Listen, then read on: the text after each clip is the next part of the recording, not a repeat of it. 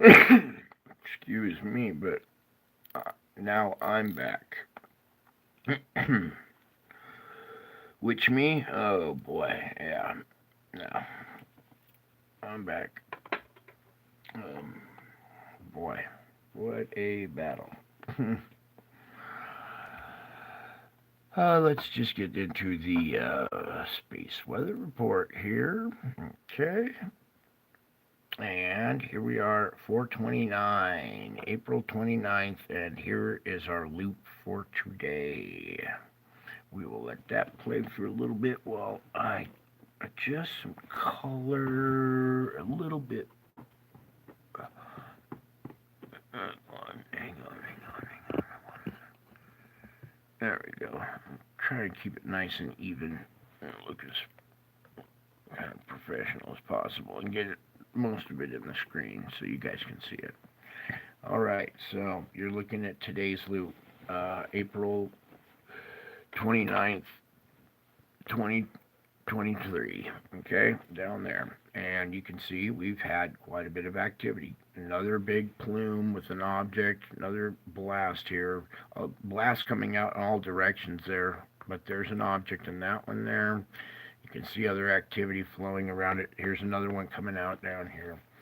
I think we got a little preview of this last night, the first few 20 some odd frames of this incident, and then you can see after that it blossoms out. It starts coming out in all directions there. See that?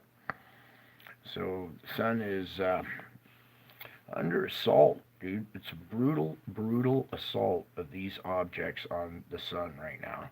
And this is nothing compared to the brutal assault that I'm going through. But we'll get to that later. We have a long show tonight, a lot of information. If you saw the thumbnail, stick around for the gem tonight because it will make your jaw drop, okay? Um, Other than that, I need to do a little quick disclaimer. All this information, this whole entire channel is for educational purposes only. Any channels I use for educational purposes only. This channel is not monetized, nor do I profit from any of this. And also, this channel is not for entertainment. Okay, this is not a show to come watch to be entertained. I am here to try to teach you people, okay? This is not entertaining for me at all. This is excruciatingly painful, okay? And excruciatingly embarrassing. But I'm the kind of guy that wears my heart on my sleeve and I gotta do it anyway. So now we got that out of the way. You can see our blast. Here's our object. We'll zoom in a little bit and take our time tonight and just kind of go methodically through everything, okay? So get your drinks, get your snacks, curl up with me, and let's go. So let me find opening frame. Boom.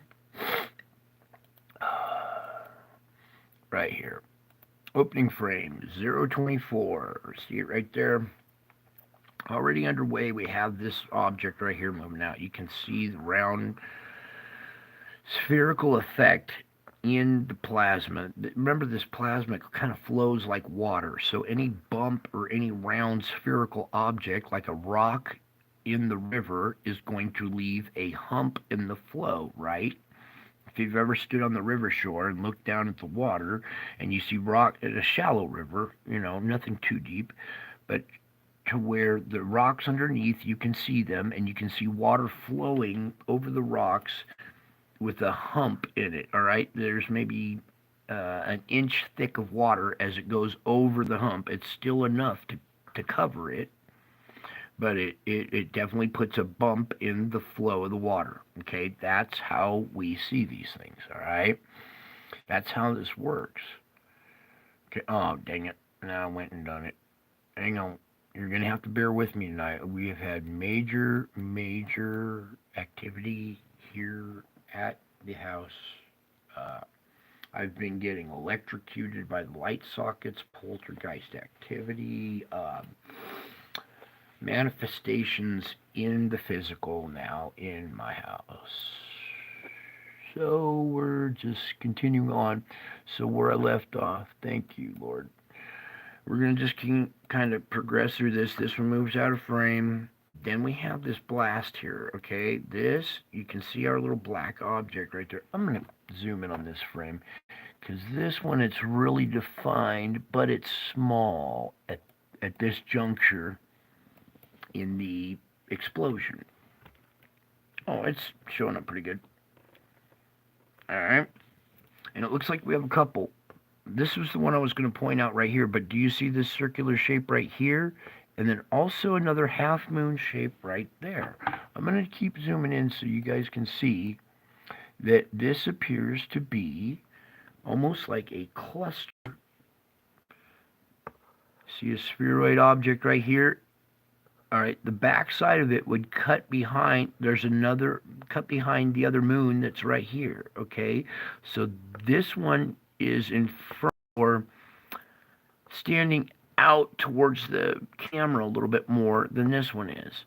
You can see that their position, oh man, I wish I had it. If you guys could just be in my lab, I think you can see it though. Here's a smaller one. It's behind this one, all right, but it's covering the back part of this one, all right? So they're kind of, there's a big one here with a smaller one trailing it, and it's just kind of eclipsing the back circular part of the bigger one, okay?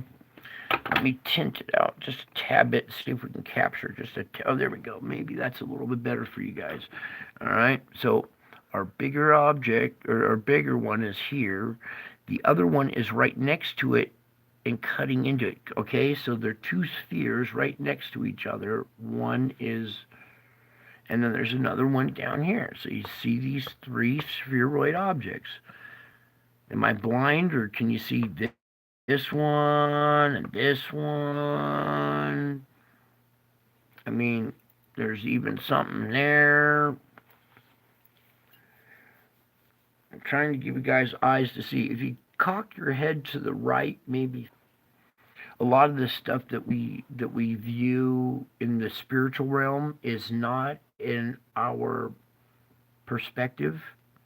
A lot of stuff is at an angle, so you won't recognize it when you look straight on at it. It looks odd, but you won't recognize what it is because the actual image is shifted 45 degrees to the right or 45 degrees to the left.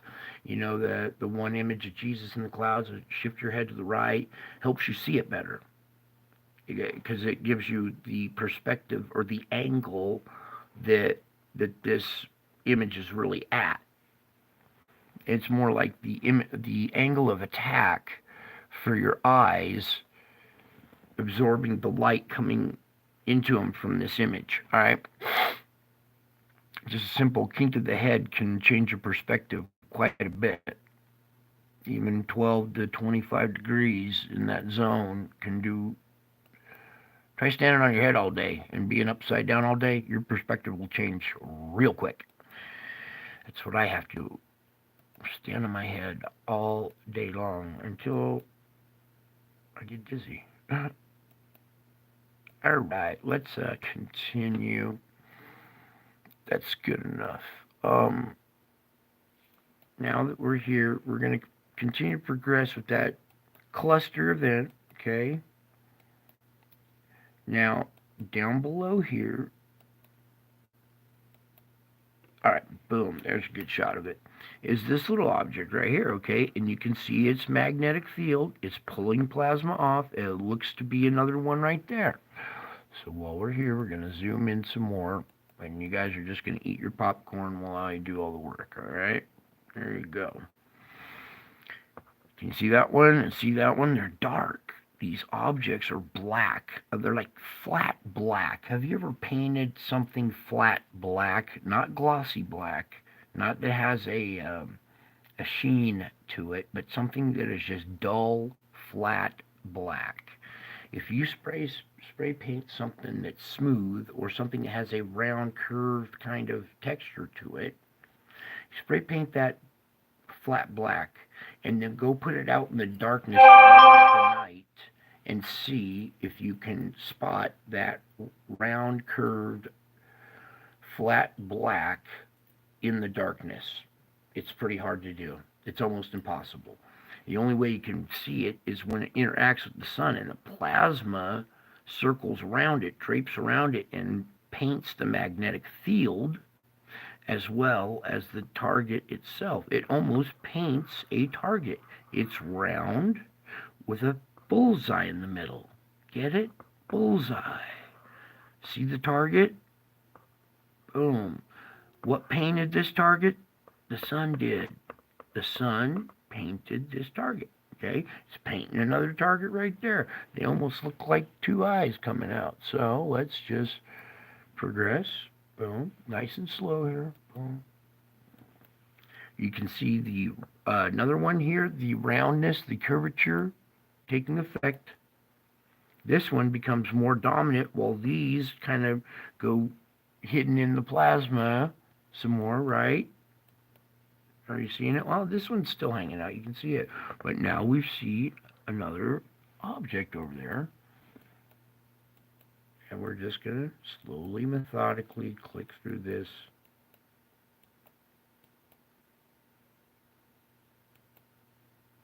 Let's go back a frame. Right here, even though they boxed this out, you can make out the shadow in this image a lot better. You can see this shadow in the middle of this magnetic bubble right here, okay? You can see the object hidden deeper in the plasma. The plasma's going over it, but the object's still back in there. See it? Looks like this might be the ghost image, just darker circle back there. But you can see right here, and it looks like there's something else circular right up above it right here, okay? So if you just take your time, look carefully, look closely, there's a lot going on in there.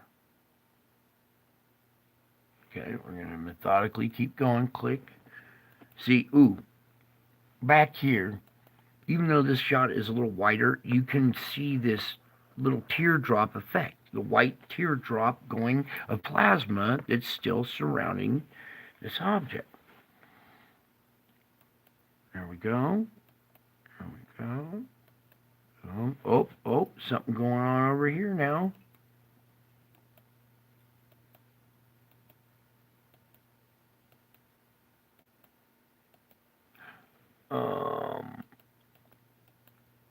There's more going on up top, so we got to zoom back out now. I just wanted you guys to see that a little bit better.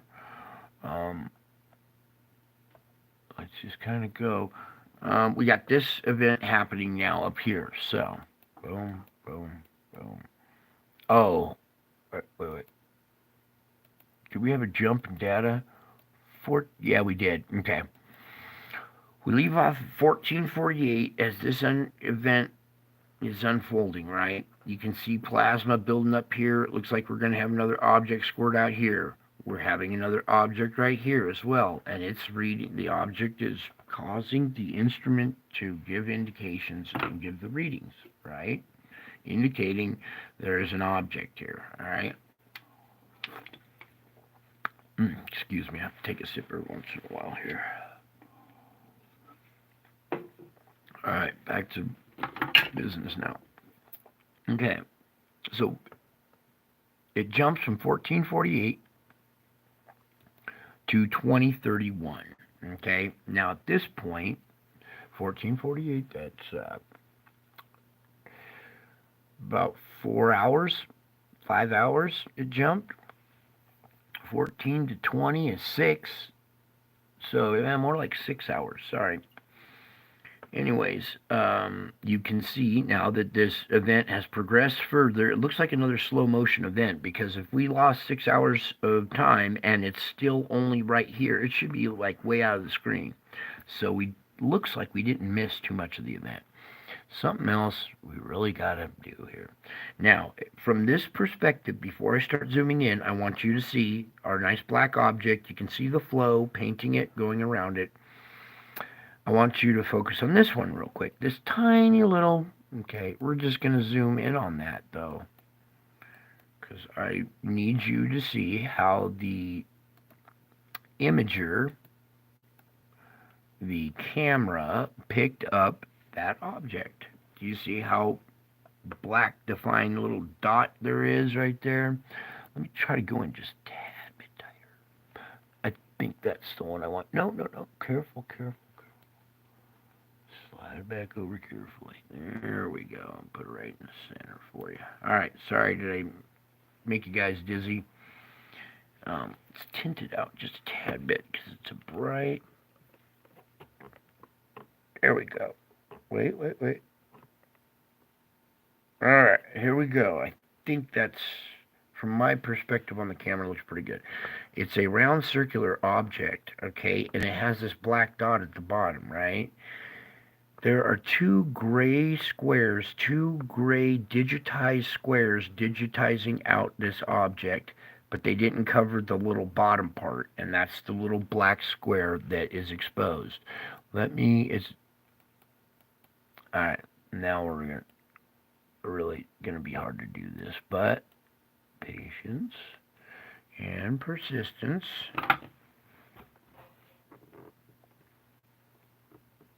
Okay.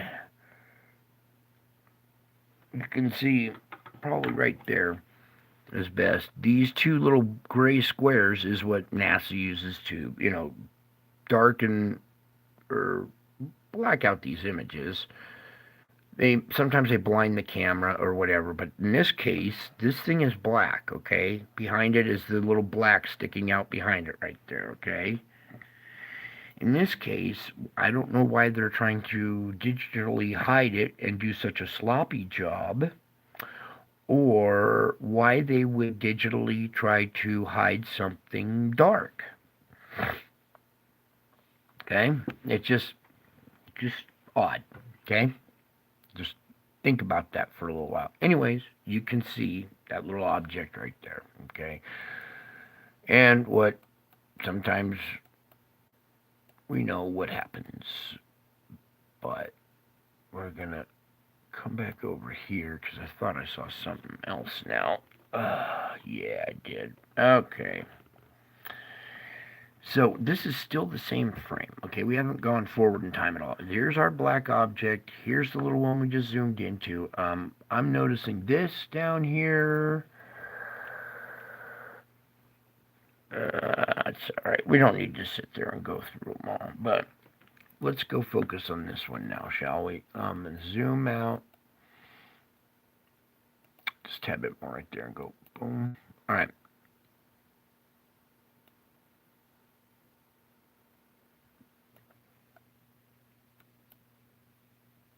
Oh, no. My other computer just shut down. Hang on. Let me start this again. I had something pulled up on it that was almost impossible to get. Please pull that back up. Go. Please be a good computer. Oh, Betsy, please pull that back up. Oh, well. All right. Hopefully she'll pull it back up while we work on this. Anyways, back to this. You can see our object. You can see the flow going around it, all right?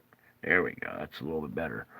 Now, let's see if I can click on this at the same time. Oh, good. Betsy got our thing back.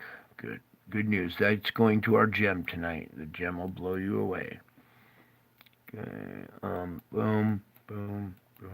I'm just trying to go through. All right. That was the end right there of all our activity. All right. So let me just put it in the loop one more time. Let you watch the loop. Maybe I'll slow it down just a little bit. And then you guys can sit there and take a little, it might be a little jumpy until it reloads there. Okay, I slowed it down, so it's going to look a little jumpy. Actually, maybe I should speed it back up. Looking at the camera now, well, no, that's a little too jumpy. Let me just do something and speed it back up again. There is our normal speed. Alright, we'll just go to normal speed. Let the loop play. We are also very close to the 30th. In fact, we are at the very beginning of the 30th. And if you guys have been around, been paying attention, this is the date we've been treading. Okay? So if I have any technical difficulties, it might be Google, YouTube. We might have some issues. I'm working as hard as I can to keep it strong. Anyways, so there's your loop for today, 429. Pretty incredible, huh? All right. No, I'm not going to go to stereo. We're just going to go right to the space report. I need to march through this because tonight's gem is going to take up probably more than most of the show. All right, just real quick on this instrument. I want to pull it up and check the heartbeat real quick, kind of like a doctor to come over and check the pulse. Nope, that's not tight enough. I want it so I can. I'm here to check on the patient. I want to be able to see the readings. Okay, nurse? The doctor needs to see the readings of the patient so we can diagnose it. Here is today, this box. Here is all the events and all the objects that you just witnessed. Boom, boom, boom, boom, boom, boom, boom, boom, boom, boom, boom. It's just like this constant assault. Just bang, bang, one after another, strong one, a couple more, and then a couple weak ones, then a strong one, then it just.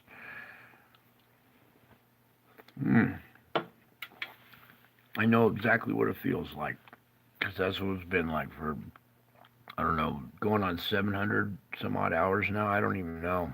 It's been nuts. Anyways, here we are.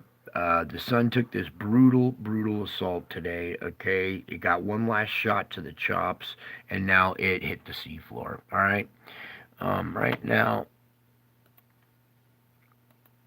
I'm just using an analogy. All right, not to scare you, but I want you to look at that line. After today's brutal assault and being beat up by Mike Tyson, the sun took one last gut punch right there and is out on the mat, and the 10 count is going right now while the sun is laid out cold by Mike Tyson. The sun's laid out on the floor. That's kind of what it looks like to me. That's what it feels like. Okay, it feels like being beat up by the meanest, toughest thing that's bigger than you are and can just have its way with you and thrash you like a rag doll, and you got to get back up and take more. You're gonna love tonight. You're gonna love this shit. All right, so right now the sun is pretty much calm. That's kind of how I feel right now after today, after just this like long ass here, brutal assault. Here, let me just imagine if you were in a trench in combat and there was a fully automatic like sniper rifle pointed at you, like an old German, the old machine gun nest type, brutal assault weapon. Fully auto, just got you pinned down. Every time you peek out, it's tat tat tat tat tat tat tat tat. And these bullets aren't like missing you. Every single one lands on its target, right? And it's just this brutal, brutal assault. Bam, bam, bam, bam, bam, bam. And as soon as the assault is over, the sun just goes pew right down to the seafloor, right? Now let's hopefully, I know it's coming. I know it's coming. This is that calm thing that I was talking about, the pressure wave right before or something. Actually, this is the sun. Sorry, this is the sun still reacting to this brutal assault right here. It's kind of crashed out right now. Like I said, it's in a 10 count. Mike Tyson just knocked it out. Imagine, the uppercut that he does that rocks the opponent and knocks him out cold. And the ref is over there waving his finger. 1, 2. We're almost at like the 3 count, and the sun's over there, head still spinning, and doesn't even know where it's at. It's like that's what it looks like to me. That's what I been happening to me, and I can see the same thing happening to the sun. It is just like it looks like my echocardiograph right here, right now. I don't know for some reason. Anyways, we're bouncing out. We're bouncing out of this one. Okay. Still no G5 record-breaking magnetic storm that a certain channel is still out there showing, and there's no readings from this. I don't see any readings on the auroras at all either. So as far as I'm concerned, we will not be using that channel as a resource. Maybe for other things, but I am going to vet them a lot more before you guys get to see that. You can go over there and watch it. You know which one I'm talking about. Okay, here's our auroras, nice and weak right now. I will take weak auroras. Thank God for one day. This is that breathing period, it looks like, maybe, for at least for impact on the earth right now. This will probably get really gnarly today, tomorrow, the next day, after, as this system passes the 30th, May 1st, even into like the 2nd and 3rd, because you saw all the other stuff that still trails days behind it, right?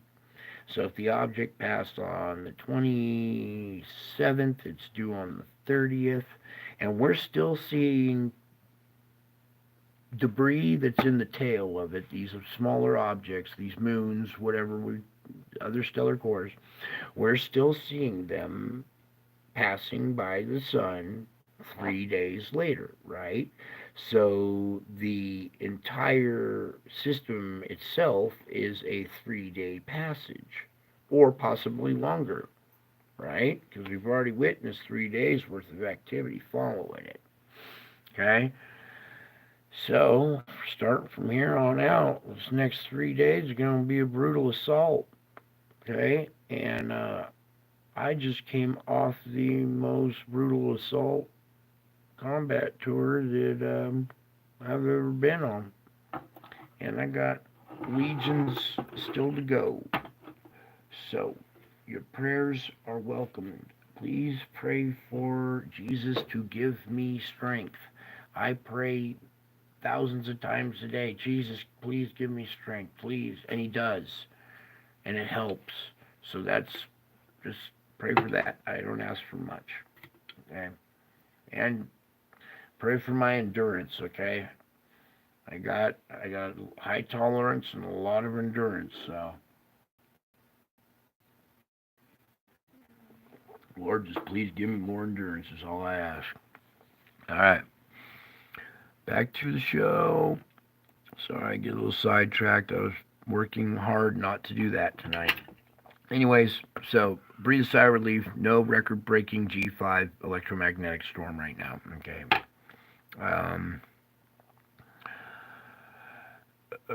This is just a nice little picture of a little solar flare or whatever, and the sunspots. Some of them are beta, some of them are delta gamma. There's a beta gamma, it looks like, but I don't really get too much into that. There's a pretty little picture of a flare. We need to check the tracker. That's what we need to do. So let's track her down, shall we? Get her done, track her down. You can tell I'm just a redneck. And I'm proud of it. It's okay to be whatever you are. What's funny is the term redneck actually used to be an honorable term. It meant your neck was red from hard work out in the sun all day. And if you were a redneck, you were like a roughneck, a leatherneck. You were a tough individual that worked outside, from sun up till sundown. And that's why your neck was red, because you were a hard worker. Didn't mean the color of your skin like white person versus black person versus brown person. I'm doing it again. Never mind. Sorry. You can see our shockwave came off here. Boom, goes right at the earth. Okay, boom, direct hit. Let's just not screw around. Let's just get it right up in your face. Okay, so you guys can see your direct hit coming right in your face. All right, boom. Tyson's setting up. He's winding up, and he just popped you right in the nose. What are you gonna do about it?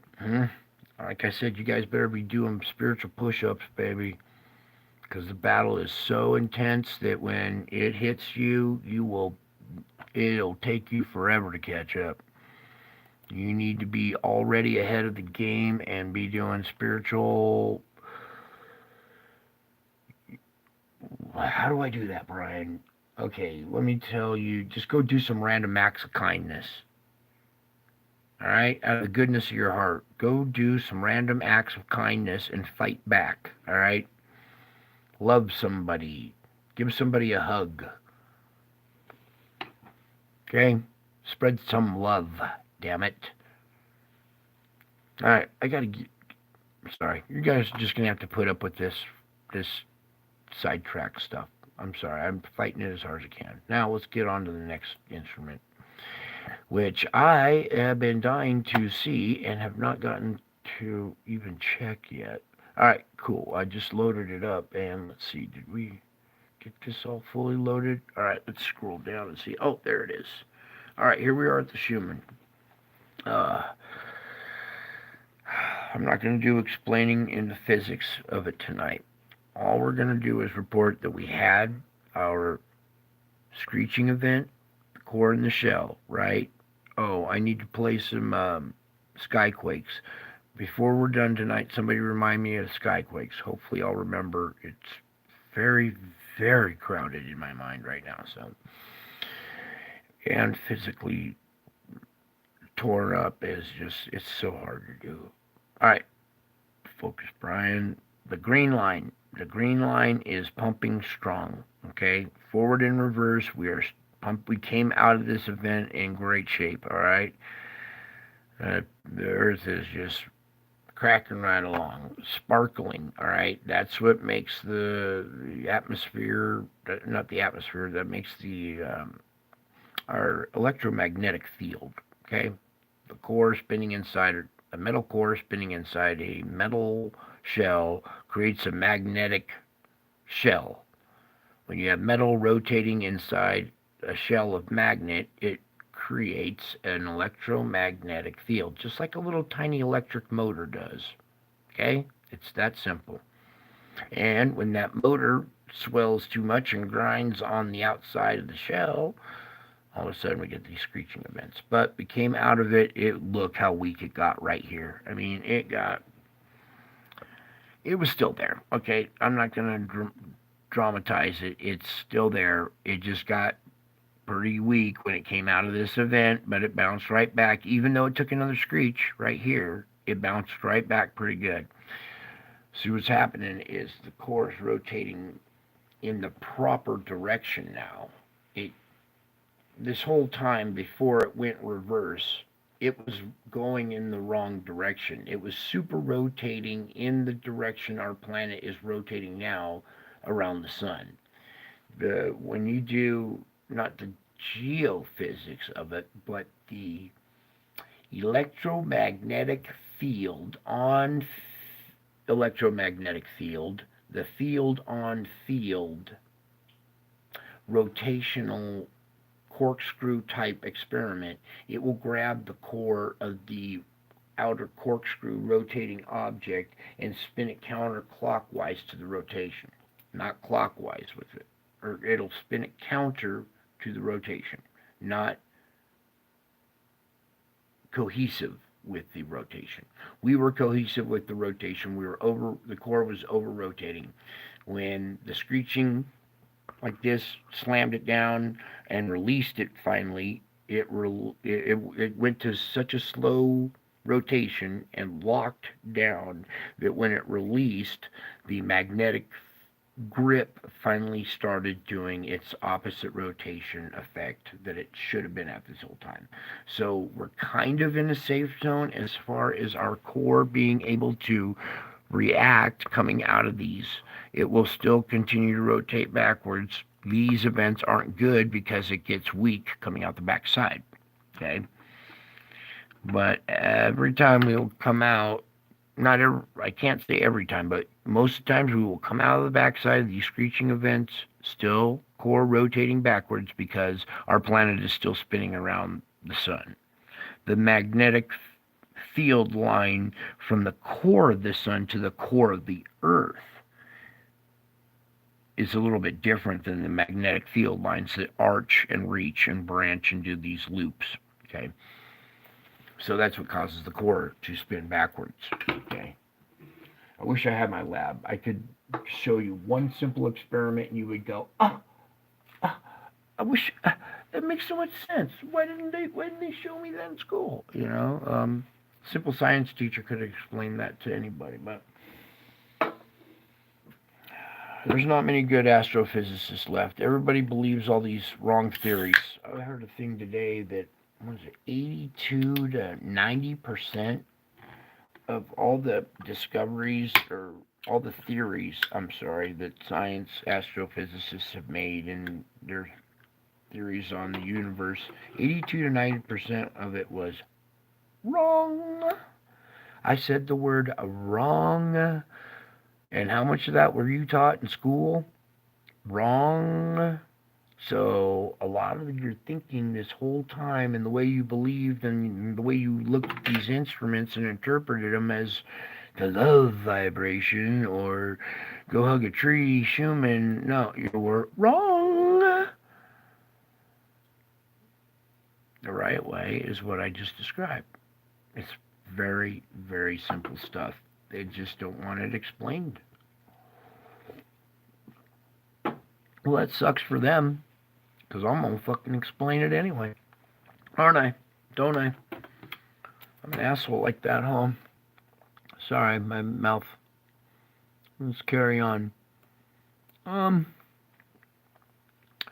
Let's look at our polar vortex, shall we? What polar vortex, Brian? I don't see a polar vortex. Do you guys see a polar vortex?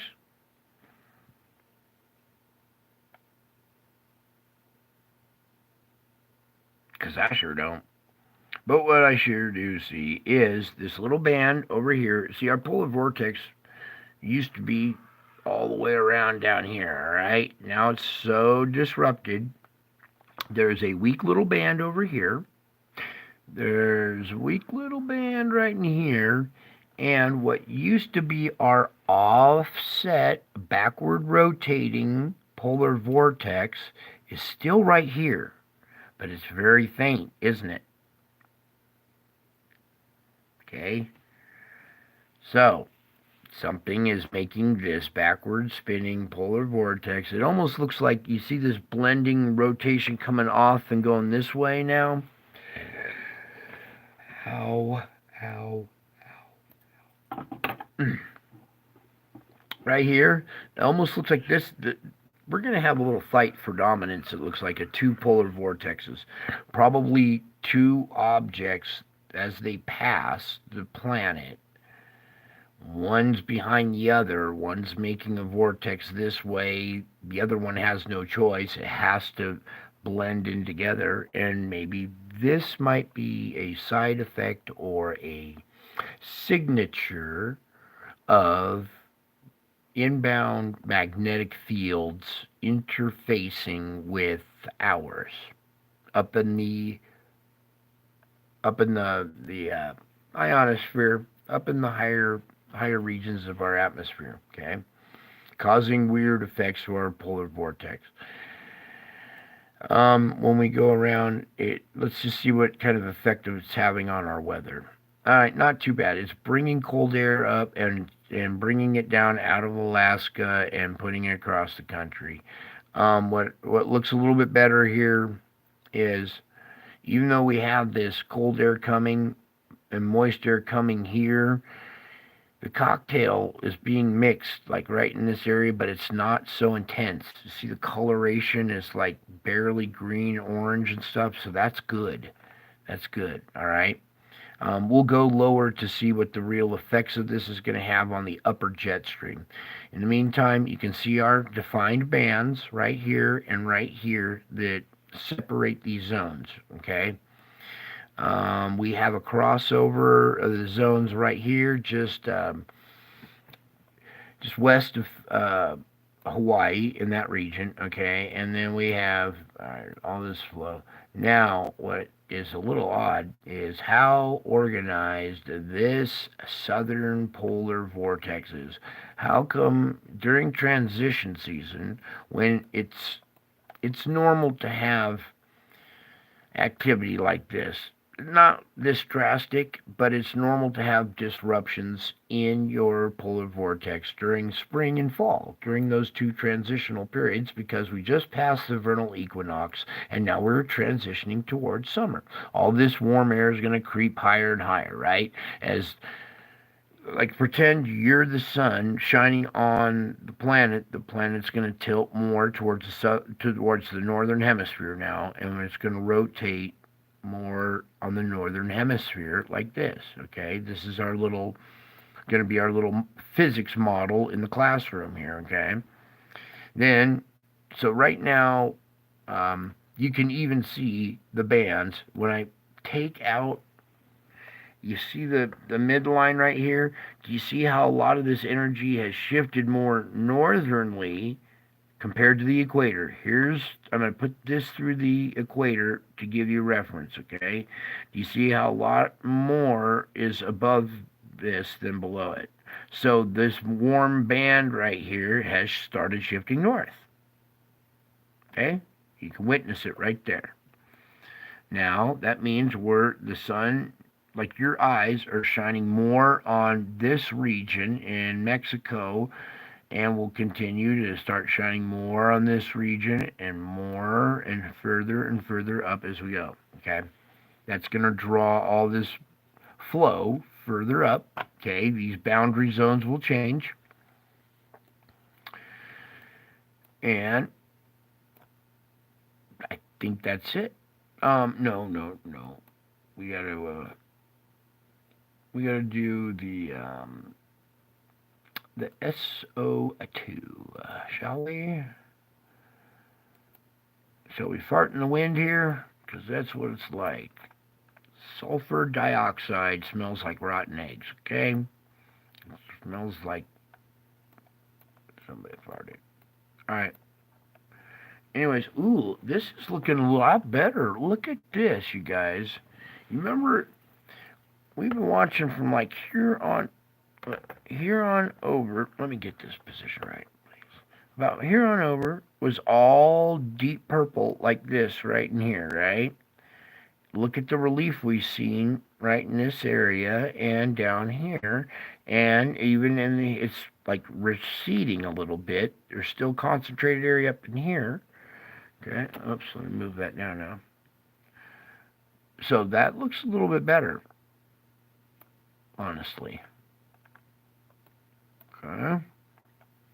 Let's go in deep here. We still got a Wahoo going off, but we also still have these relief valves doing their job. China's, actually theirs is looking a little relief too, because theirs was a lot darker and more intense. So even India's has let up.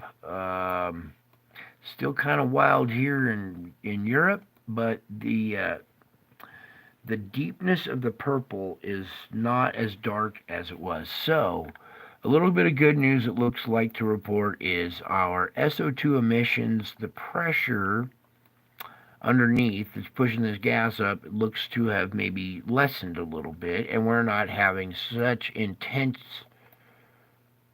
plumage. There we go. Thank you, Lord. looking for the word. Searching the entire dictionary in your head while people are screaming and horror and calling your name is really hard to do. Island of Java. Here we go. We still got this purple spot down here. This has lightened up too. Okay, it's not as dark purple. We're not going to go into, there's still the volcanoes and everything going off there, right? This island looks to have lightened up in color too. All right, so it looks like we're having a pressure from underneath coming up, subsidence, not subsidence, but a lessening of it. So the Earth is taking a breath. Okay, the Earth's taking a break for a second, and the sun's taking a break for a second. Even though, wow, even though we're being bombarded like crazy, the Earth is taking a break, and so is the sun. All right, well, it is what it is. Let's continue on. Earthquakes. Yay, let's do the earthquake report, Lord. We have the instrument, please. Oh, right now.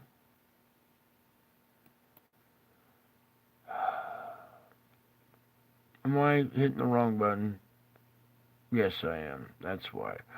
Okay, now I need to do a few things. Alright, let's X out of some of this other stuff. First, I gotta X out some of the opening and some of the music, some of the UFOs, some of the stuff like, so I can open up some other instruments. That's the one that's holding us up. There we go.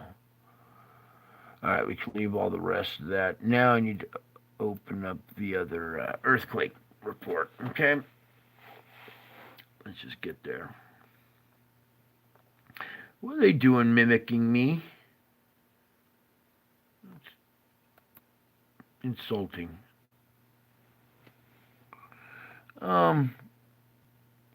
Earthquake map, Brian.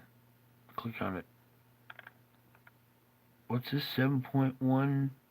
Alright, let's just open up the map and see what happened here. So I haven't even gotten to look at this stuff yet today, you guys. I have been supposed to be on top of this all day, watching this for you vigilantly, and instead I am dragged into the most brutal combat ever during my R&R. So my clever ass set a trap, and boy, did I freaking get a victory.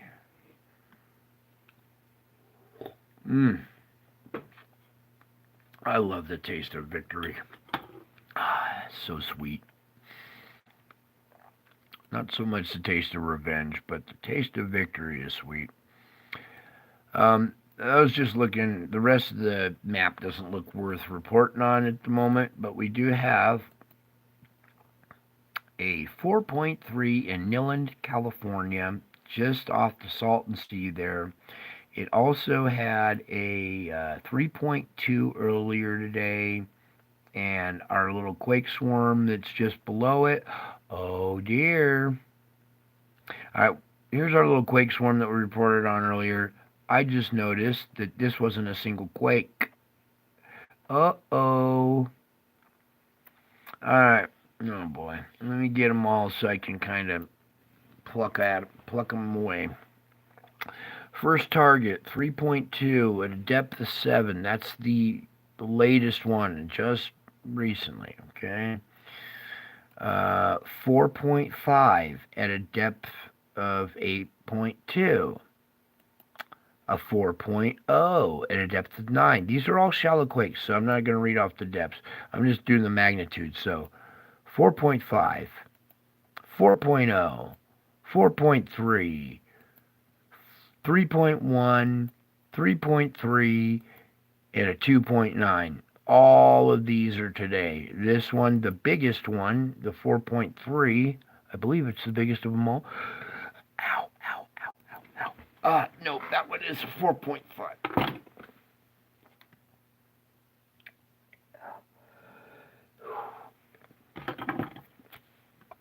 All right, now that one's at 4.5. That's the 4.3. So a couple of mid-range fours going on in Southern California. Okay, boom, boom, boom, and all right. Oh my God. Oh, have mercy, Lord, please have mercy. Ow. Oh, sorry. I gotta zoom in on this real quick here. We're gonna go through these real quick. Um, 3.1, 2.5, 3.0, 4.1. There's a 4 right in there, okay, you guys? 4.1. Please, hurry. 2.8, 3.4, 3.7. So we had a 4, a 3.7, 3.0. So a bunch of 3s and a 4. Some 2.5, 3, 2.8, 2.8, 2.7, and 2.5. So a bunch of mid-range 2, mid to high-range 2s, some 3s, and a 4. All right there at a quake swarm that is next to this quake swarm. So we have 2 independent quake swarms, mid-range 3 to 4 activity, mid-range 4 up in here, right? I think that, yeah, mid-range 4 up in there. Let's come check out this. God, please do not make me sick to my stomach right now. Just one quake, please. I won't, just one. All right, thank you. And that's a 3.2 at a depth of 7 out there in the middle, okay? Let me pull back real quick here. I see something topographically, I think. Come on, just one more dimension back. Come on, Lord, so you can see it. Nope, it's not there. Never mind. They do make a triangle, though. Bing, bing, bing. But so do any 3 points. There might be some more earthquake activity at this one, maybe. But lately, I'm going to say more earthquake activity coming out of this one. Because this is our latest one, and it seems to be the biggest of 4.3. So they seem to kind of be increasing in strength. Not by much. Not by much. Don't get all alarmed. But they do seem to have been increasing in strength a little bit. And, ooh. Close that and pull this one up here. I want to see that. So a 2.7 here on the on our plate out here, and it's just off this point right here. Oh, on California. Oh, excuse me, folks. I am exhausted. I hope I don't put you guys to sleep. Again, 2.7 here off of Trinidad, California. This is on the Juan de Fuca plate. It's close to this intersection. This little bit of energy being scrubbed off. This plate's moving a little bit, okay? So let's just be very delicate. Tiptoe gently across this plate, okay? And it's already dumping stuff off down here. So I think we may have passed any kind of big event here, hopefully, and now it's already reaching down to here, okay? Down here at the Cocos plate, 4.2, the depth of 37. It's in that perfect spot again. Uh-oh, maybe not. Okay, here's an example of what I was talking about last night a little bit. I want to get it just right for the camera. All right, hopefully I didn't make you guys vomit by zooming in and out too much, because that stuff makes me dizzy sometimes. You can see this ledge right here that's running across here. This is all flat plateau. So is this ground right before the mountains right in here. This is the same region we were talking about last night.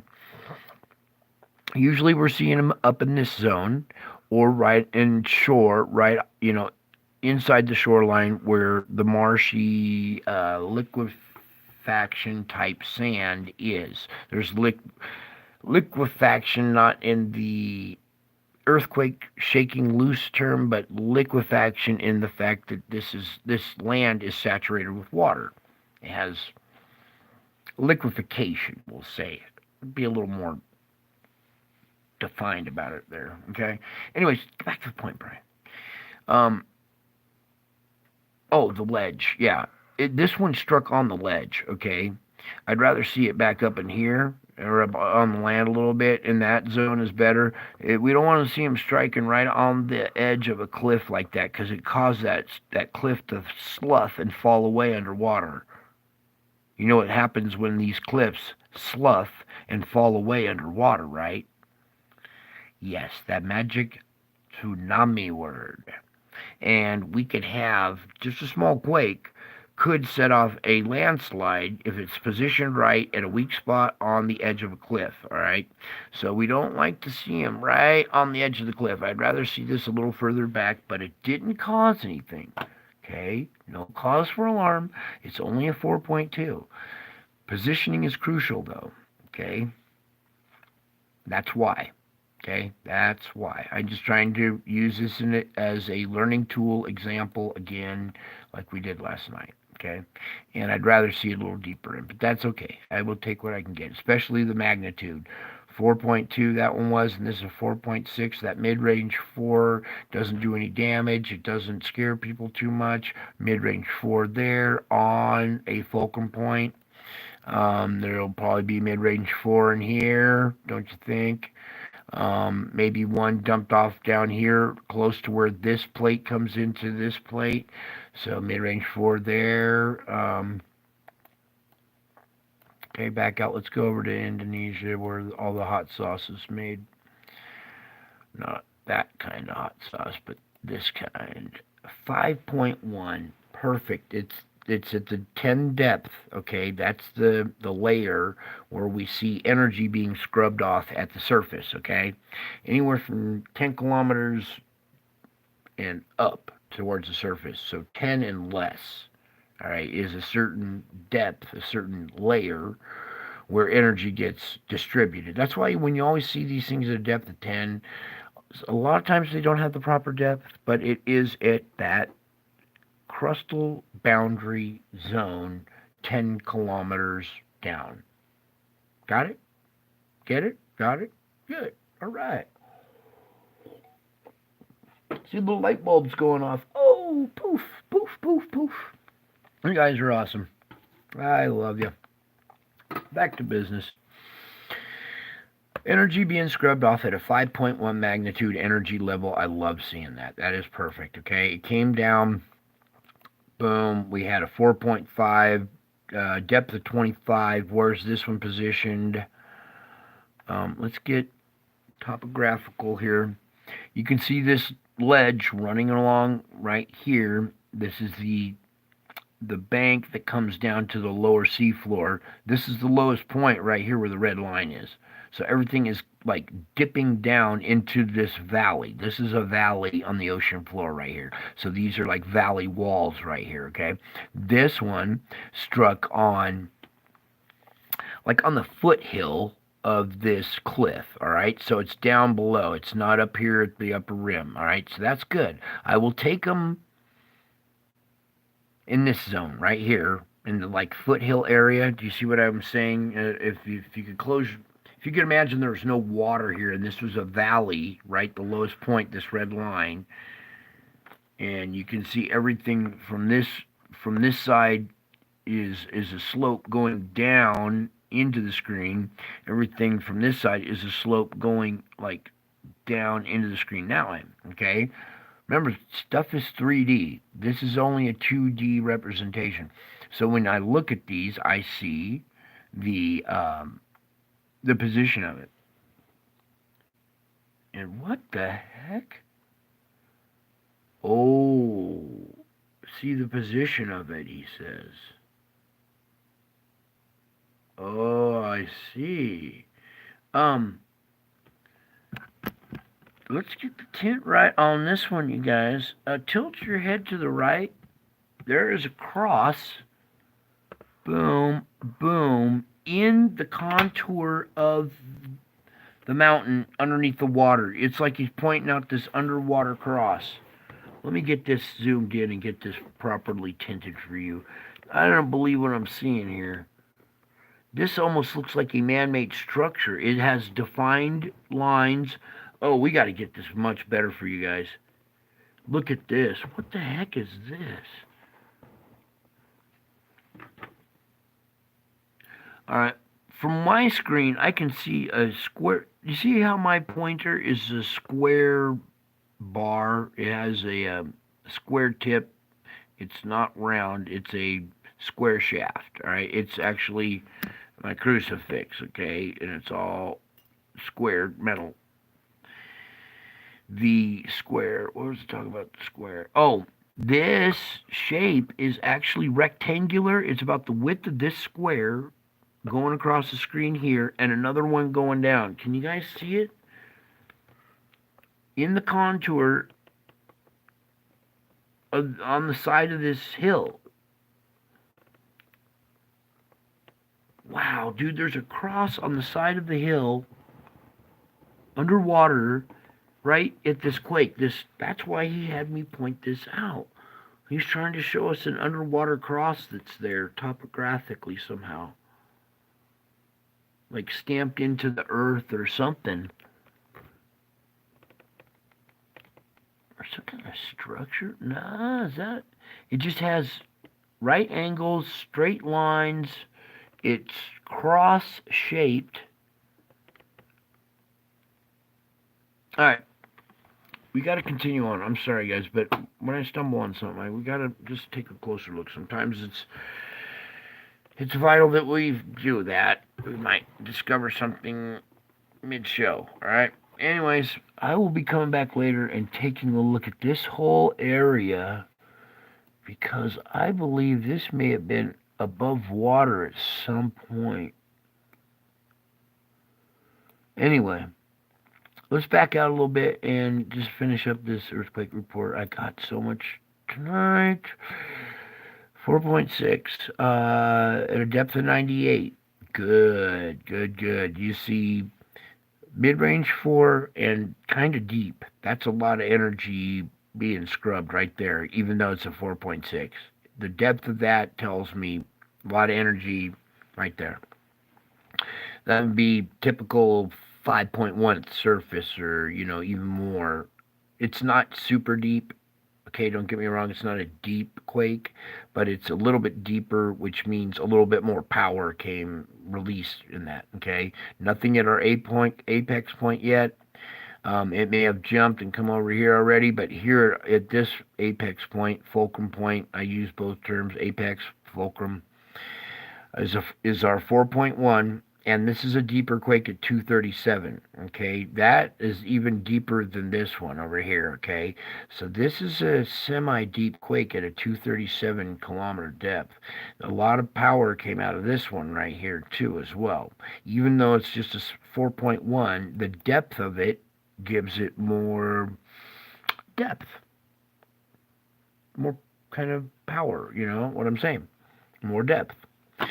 If you can use that term for two different meanings. It's deep, but it has more power because right when a deeper quake comes to the surface, it releases a bigger quake at the surface. 4.1 at super depth would, result in a 5.1, right? But this is only half depth. Pretend half super deep, or this is half depth, okay? So 4.1 would translate to more like a 4.7, say, at the surface, okay? So more energy being scrubbed off at a focal point at a 4.7 magnitude basic range, okay? We can adjust these quake sizes proportional to depth, okay? What they would be at the surface when they strike lower, okay? Bing, any headlights go off in there, or light bulbs go off in there. 4.4 at a depth of 10. Over here by Greece, 4.5, depth of 4. That's a lot shallower, so that's a really 4.5, real shallow, okay? Nothing else around Europe, okay? We did have something, a good little release at the Mid-Atlantic Ridge, and we need to see activity there. Scrubbing energy. I would rather see a lot of energy get scrubbed along this because there's no population out in here, right? There's no islands and stuff really, but it's like it's where all the energy ends up winding up and then having to get redistributed all over again. Oh my god, I'm gonna throw up. Hang on. Let's just focus. Keep going forward. I don't have time for that. 4.6 over in Venezuela. All right, we are done with the earthquake report. Yeah. We're done. So that okay. I'm gonna X out of this. Pull the earthquake report. Position it where it needs to go. We can take out the Schumann. I need to make room for our weather report here. So, hurry up, hurry up. Oh, good. All the data's there. All right, I'm going to start the loop. I have to step away real quick. All right, you guys know the drill. I'm going to pull back so you see a date and time, get a position just right for you. And I'm going to go say a prayer, have a smoke. Hopefully I don't hurtle. I'll close the slider so you won't hear that stuff anyway. That would be very embarrassing. As if everything else that happens to me isn't excruciatingly embarrassing.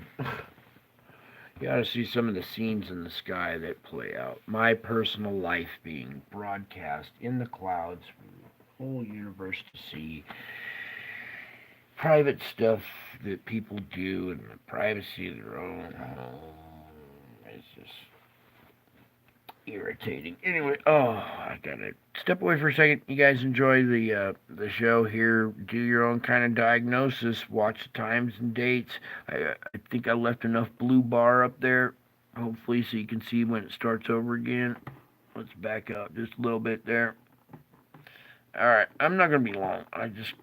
First I gotta check the battlefield. Then I gotta tell them what might happen. So just bear with me. I'll be within an earshot. You won't hear me dying or nothing like that, so hang tight. Oh, God. Please just give me strength and please have mercy on me. Oh, okay. What are you looking at? That's funny, huh? Ow.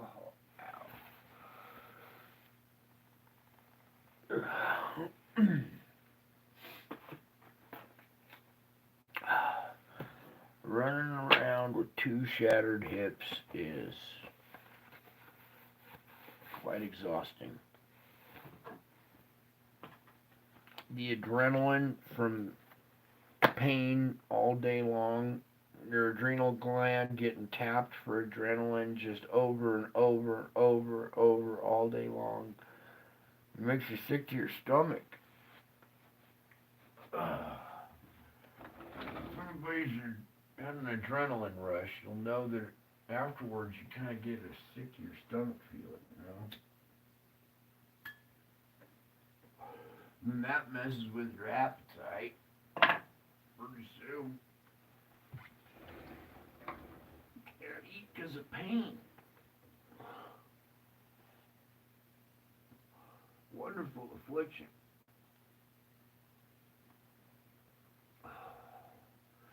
Folks are blessed that can eat. You guys are blessed to have an appetite. Imagine having all the food you want, but you can't eat it. Wouldn't that suck? Yeah.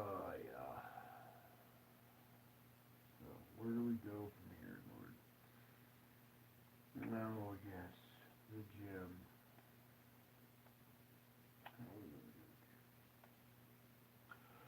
I'll grab you by the hand, Lord. I will grab you by the hand. Lead the way. I can't do this no more, man. It's all you. I don't have the strength to do this. You do. So please work through me. Give me your strength so I can finish this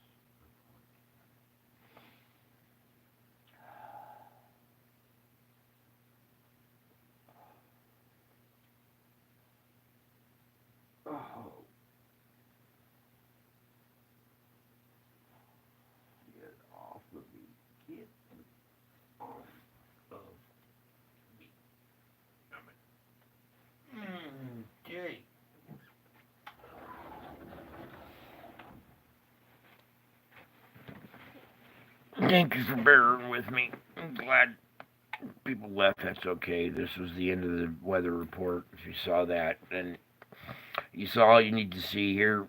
The rest is going to be the spiritual report from here on out after we finish up the weather report here. Let me just regain my composure a little bit here. Take a sip. Put the headset back on, and here we go. Can you guys hear me? I'm all back. I think you can. Oh, man. No, you guys couldn't hear me the whole time, huh? All the audio's probably been messed up the whole time. Oh, such is life. I've been attacked all day, so I have nothing like this is going to faze me, so. Our weather. Let's get to it, shall we?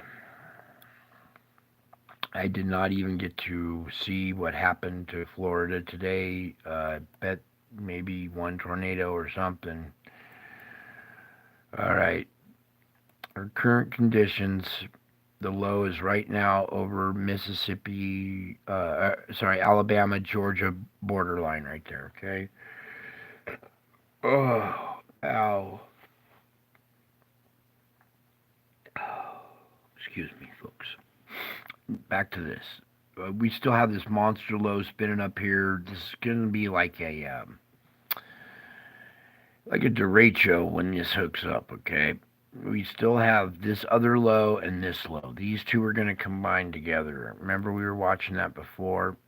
Now the pop-up thunderstorms back towards Alabama at 7 a.m. their time, April 30th. This is going to, I can already feel it intensifying. All right.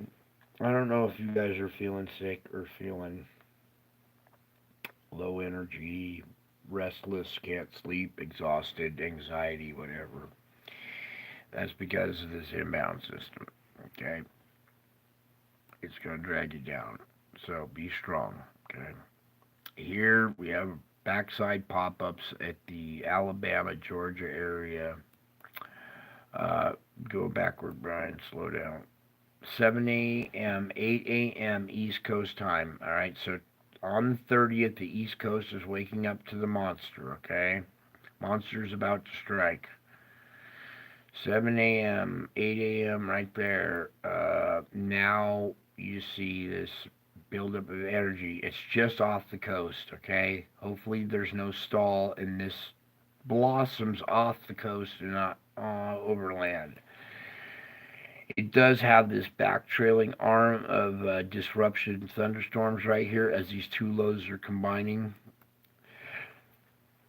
Sorry, hang on.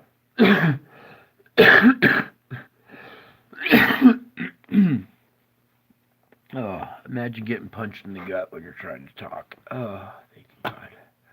Punch me again. I deserve it. I'm a sinner. Okay. Oh, God, this image is just makes my stomach cramp. Here it is hitting New York and New York City, Long Island, that whole area at 2 p.m., 2 p.m., 3 p.m. time-ish, April 30th. Okay? That is as convection from mid to late day. This is the halfway point of convection. There is what happened to... No. I'm reading my times wrong. My bad, folks. Please bear with me. Right here, this frame, let me get the time correct again. This is 11 p.m. Pacific, so add 3 hours to that. That will make it 2 a.m. to 3 a.m. East Coast time. In the middle of the night, the wee hours of the morning, the monster is going to be marching through downtown New York. How about that? How about that? 3 a.m. That'll be May 1st for them because this is 11 p.m. Pacific, so the date it changes like from right here on over. So they're already into May 1st. May Day. The inbound object, gonna intensify this. All right, that is all right. That's 2 a.m. in the morning, hitting the New York, Maine area. This whole area, okay, overnight storm, going up into Maine in the morning as they wake up, 7 a.m. 8 a.m. May 1st, this thing has wound up as this huge, big comma shape. Now both lows. Here's the other low. There's one right here still, okay? The center of this rotation, even though it doesn't have an L in it, is a low. This one is now joined in with it and dominating now. Watch how it came up from the south. Remember, we're going backwards. Here's the original low. It's still there. Now our other low comes up. Watch it right here. Don't forget this one. See it coming, rotating around? It's its own low rotating around another low, combining forces over New York. Then it becomes one big old uppercut, Tyson type, derecho, land hurricane type, wind event with lots of snow up in Canada, looping it back down into here. Okay, even though it's late in the season, you guys are gonna see snow from this monster as well. Something else I just noticed. Oh crap! Hang on. Stop.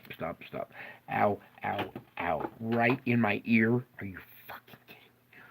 Oh. Oh, get out of my ear. Oh, ow. Alright, sorry. I had to take the headset off. Something just. Imagine a lightning bolt going right in your ear while you're trying to talk to somebody. Oh my god. Back to where we are.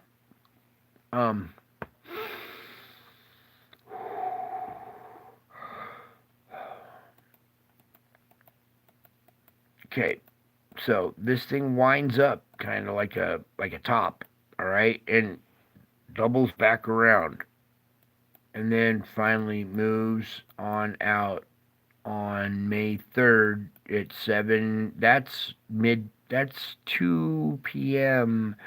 May 3rd, and this low, the center of low with this L, is still there. Then it finally moves offshore by 7 p.m. May 3rd at the end of convection. And you see rotation still coming from the backside, is still reaching around and coming and hitting New York, Maine, snow up in Maine. Look at this. Snow up there, okay? Even though it's offshore, its backside still reaches back around for a minute. Then it's finally cleared by May 4th. Quite an event, all right? And that is the whole time period of the passage of our big object. And I believe that this central low right here is our bigger object's influence, causing influence on our weather, is this bigger rotation. The other stronger magnetic field object that's accompanying it, the slow motion one that's arriving at the same time. Remember, it was out in front by a couple of days, but it was going really slow. Then we had our big event, and they both were due to time it just right on the 30th. So we have two influences influencing weather on the 30th. One affecting this low, apparently being this vortex of rotation due to the gravitational effect, magnetic field effect, field on field effect. Okay?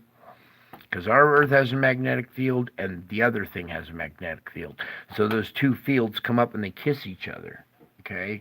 And they affect each other.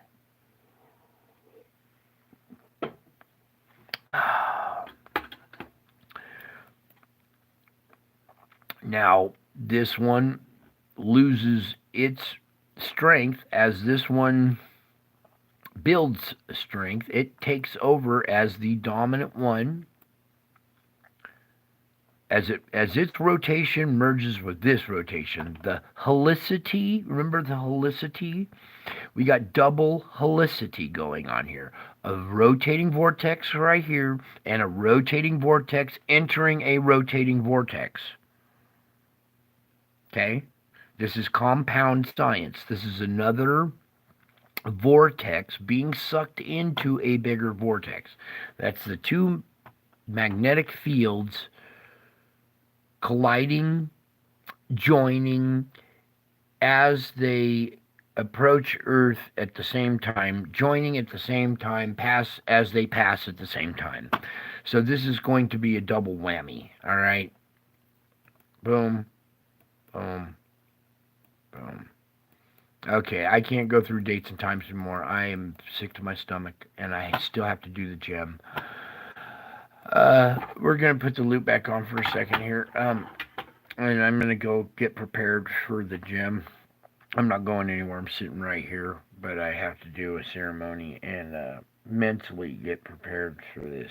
All right, and you guys should probably go to the bathroom, get yourself a drink or snack for the next 2 hours, probably. Okay, hour and a half. We'll see however long it takes, however long God gives me the strength to keep reporting this, because I'm full attack right now as I report. It's no longer I get a break to do a report. So you'll hear me flinching and wincing in pain and violent crap going on in my body, and just bear with me, okay?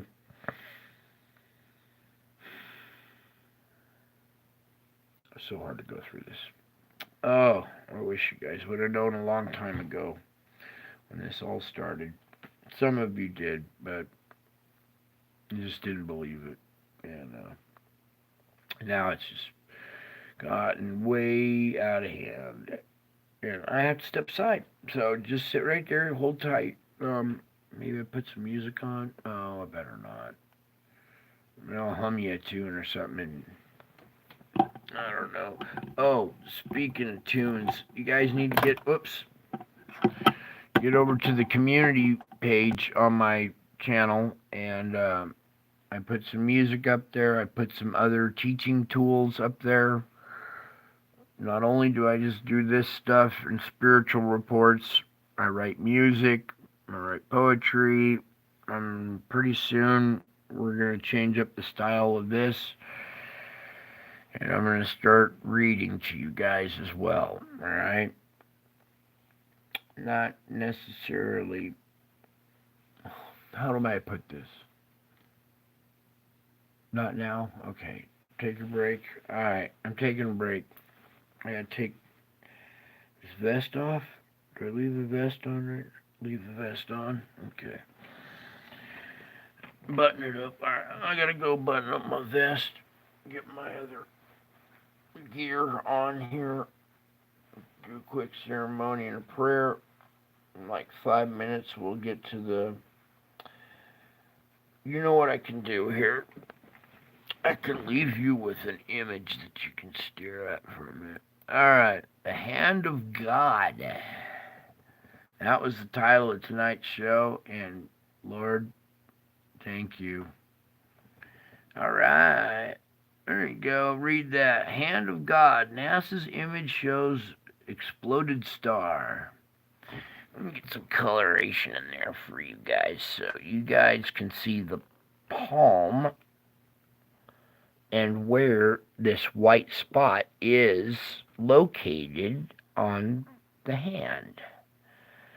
Okay, that's a celestial sign. That's not just a fluke of nature. It is. Wait. That's probably. Oh, yeah, let's try to full frame it. What? Oh, yes. That's right. Okay. I'll just trying to leave the image is all. Leaving the image. There is the image. Hopefully you can see it a little bit better. I want you to be able to see this white spot right there, and look down at your hand and point at that spot in your wrist. It's actually right right before your palm. It's in your wrist. It's where the two bones come together and cross right there. There's a little opening in between the two bones that you drive a spike through and basically staples you up to the cross. It doesn't go through your palm. The weight of your body would tear the flesh. There's not enough bone and muscle mass in between the middle of your palm to the top of your hand to hold your body weight. So if you were to like pin somebody down, you would put it between the two bones in the wrist to disable the hand. It's excruciatingly painful spot right there. A lot of nerve endings are right there. If you ever go research what happens when you puncture that spot of your hand, it's one of the most painful places on the body. Okay. Anyways, I want you to look at that for a minute. Well, I have to sit right here. Okay, I'll sit right here then. I'm not far. The devil went down to Georgia. He was looking for a soul to steal. He was in a bind. He was way behind, and he was willing to make a deal. When he came across some young boy sawing on a fiddle and playing it hot. So the devil jumped up on a hickory stump and said, "Boy, let me tell you what. I bet you didn't know it, but I'm a fiddle player too. And if you care to take a dare, I'll make a bet with you. Now you play pretty good fiddle, boy, but give the devil his due. I got a fiddle of gold against your soul, since I'm better than you."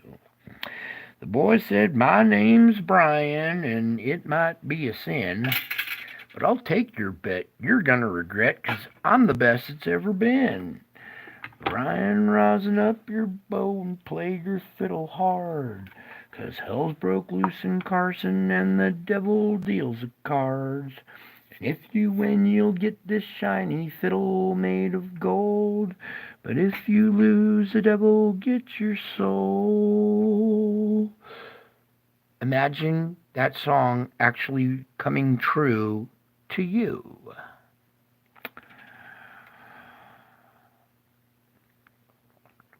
Well, the devil bowed his head because he knew that he'd been beat. So he laid that golden crown on the ground at Brian's feet. Brian said, "Devil, just come on back if you ever want to try again. 'Cause I told you once, you son of a bitch, I'm the best that's ever been." Be right back, you guys. Ow, ow, ow. Come on, Lord, where's the cane?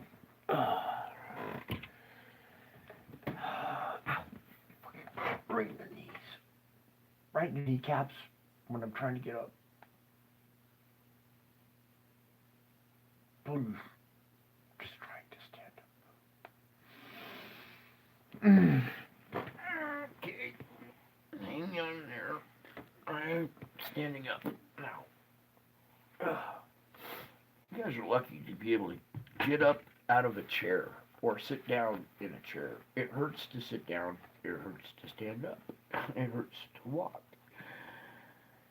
Especially hurts to lay down and try to sleep. There's like one position, 1 millimeter off is pain. 1 millimeter the other way is pain. Just in between those 2 millimeters is the one comfort zone where I can nod off for 5 to 10 minutes at a time.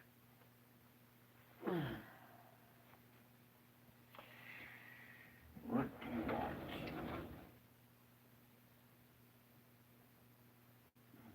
Just stand there and watch her.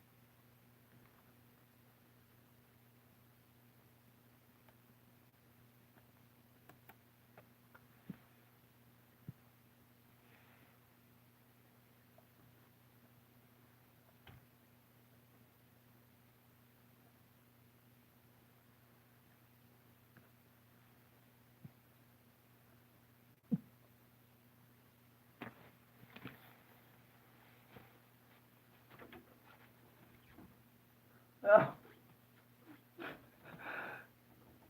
Mm.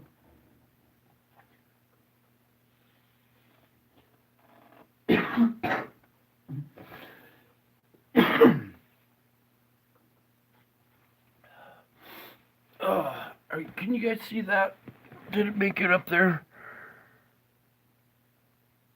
Okay, good. Yeah, what would you do? Would you stare? Would you fall to your knees? Would you run? Would you stare? That's a fake video. Okay, that's not real. That's computer holographic, whatever. You know, you guys can tell, right? But let me just warn you. I have seen a very similar event. Okay, a real hand in the sky. All right. You guys saw the thumbnail, right? Okay, good. I'm not done yet. Are you kidding me?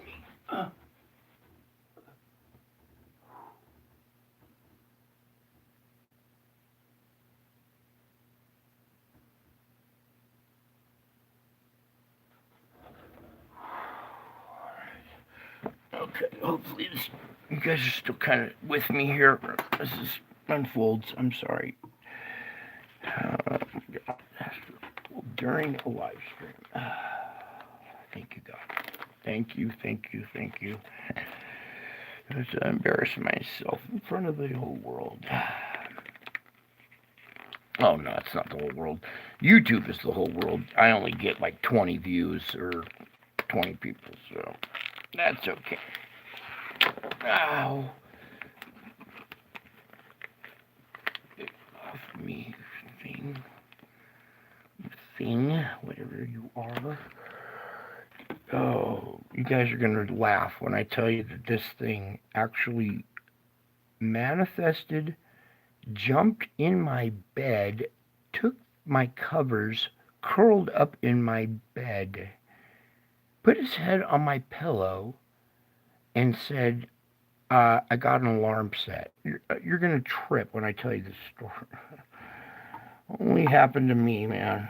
Oh my God. You guys, I don't think you could handle this stuff happening to you. And nobody believing you is just even compounds it and makes it 100 times worse because any of you guys seen a UFO or something, you know, out of the ordinary, and then you try to tell somebody you love and they just go, yeah, right, you're nuts. And you're like, no, I really witnessed it, I really saw it, you know.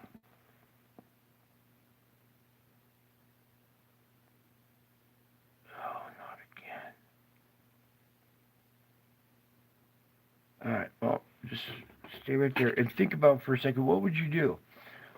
I know what I would do. And it's none of those answers, okay?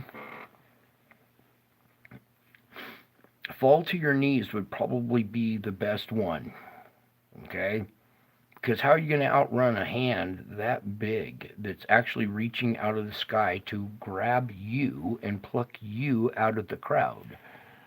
How would you like that? If it came down and specifically plucked you out of everybody else. Everybody else is running and scattering, and that hand specifically comes down and grabs you out of everybody else.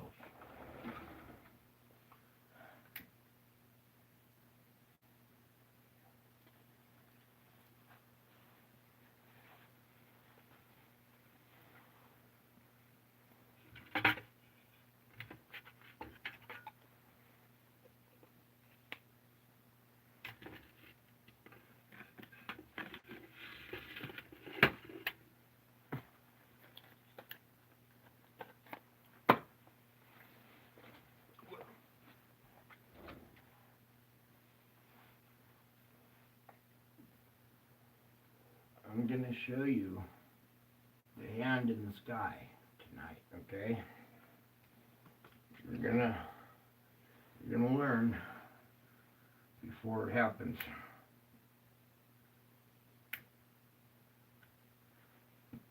That way, it won't pluck you up when you're running away. Okay? It might reach over you if you accidentally fell to your knees and it overreached you because you were on your knees and it grabbed somebody right behind you. How convenient would that be if you fell to your knees just at the right time the hand went to grab you and it missed you and got the guy right behind you? All because you stumbled and landed on your knees. Or maybe you just willingly fell to your knees. You saw that resistance was futile, and you might as well accept it and bow. That's a good idea. I'll tell you what I would do though, and it's none of those answers.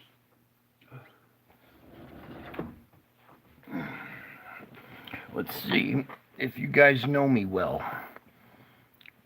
because it's none of those answers up there. Okay, what would you do? All right, I'm back. I got the headset on. We're violently ill and still going. Next, tonight's gem. Okay, vest is what? What's wrong with the vest? Oh, okay. Sorry. All right, there we go. We're good now. We're good now. Okay. So imagine the clouds gelling and coming together and forming a hand-type structure in the cloud that starts to descend like those faces do and get closer and closer and closer to you and have the appearance from the ground when you look up at it would look very similar to this. Now, these events happen in thunderstorms, okay? And quite often, like that face I showed you spitting lightning, quite often these events are accompanied by lightning. So imagine, I'm not trying to scare you here, I'm just trying to be delicate with this. Imagine a hand like this with lightning accompanying it coming out of the sky and not necessarily picking people off the ground, but just doing this effect and reaching, okay, appearing to grab the ground. That would be a pretty horrific sight, right? Okay. I've already shown you a bunch of horrific sights that have been captured by me, by other photographers. There's activity in your clouds, okay? Some of the events that I have captured are bound in my computer. And let me tell you what I mean by bound. I take 600 to 700 pictures during an event.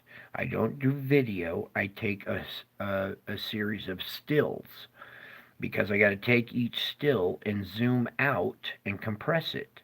Then I stack those stills together to make video because it's hard to compress a video, right? And these images are moments in time. They're freeze frame moments that aren't very capturable on video. They're more capturable by freeze frame technique on freeze frame moments. Ta-da! Then you just stack those freeze frame moments together and run them really fast, and it makes a video. Okay? Well, basically, that's what your life is. All your experiences are these freeze frame moments that are all captured by your brain, okay, and they're all compressed, categorized, stacked, put into flip books, and you're going to have little flip books of your memories as your life recall, life replay when you die. Okay, and you'll go forward in reverse, basically going forward in time through each day, but going from the day you died to the day before you died.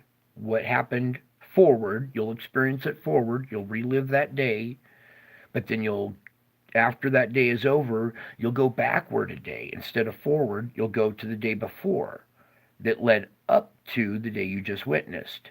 And then you'll witness the day before, and it'll back up another day, and you'll witness the day that led to that. And you will reverse step backwards through your life, witnessing it forward in reverse up until your birth.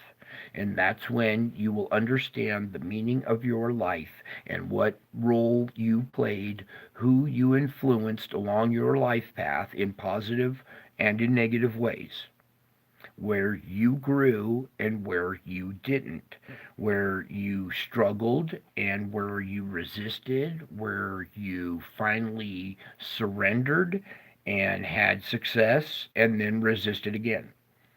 Because it's just this battle over and over again of finally surrendering to God's will and just letting go and letting God. Okay?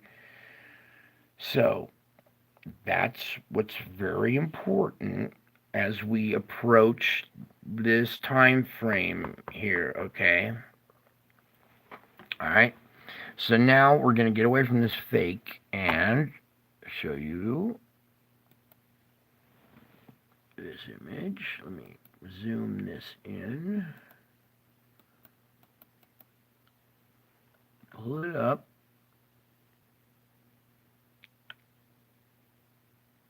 Okay. The hand of God. Let me get this positioned a little bit better here. There we go. All right. This is also a fake image, but I have to use this fake image as a representation of a real event that I have witnessed. Okay? It is bound in my computer because I take 600 or 700 pictures, right? And then I download them onto my computer, put them in a file, right? Well, this time, this event that I have pictures of, when I downloaded it to my computer, something took each image and scattered 600 some odd images over 60,000 different files, one picture every 1,000 files. So in order for me to find the sequence of each picture, so I can, and they're random, they're not all, it's not like the first picture's in the first file, the second picture's in the second file, third picture's in the third. No, no, no, no, no, no, no, no, no. One picture's in the 410th file, the second picture's in the 650th file. It's just so randomly jumbled, so scattered, it's almost irretrievable. Especially on a computer that's possessed, dare I say the word, and will only cooperate at certain times. So, this is the image we are going to use as a reference. And something else that I want you to see in this video. Let's back out a little bit. Now, I want you to remember, I'm being honest here with you guys. This is a computer-generated video, all right? I'm using it for teaching effect, okay? Because the series of images that I have that are, it didn't pick up a cow, let's say, all right? In this thing, it's going to pick up a cow. But I will tell you about the event that it's going to be hard to bring to you. But let's just watch this because this is kind of interesting and something else I want to point out here.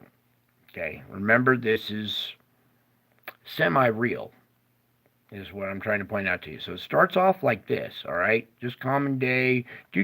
What the hell? Now let me freeze frame right here.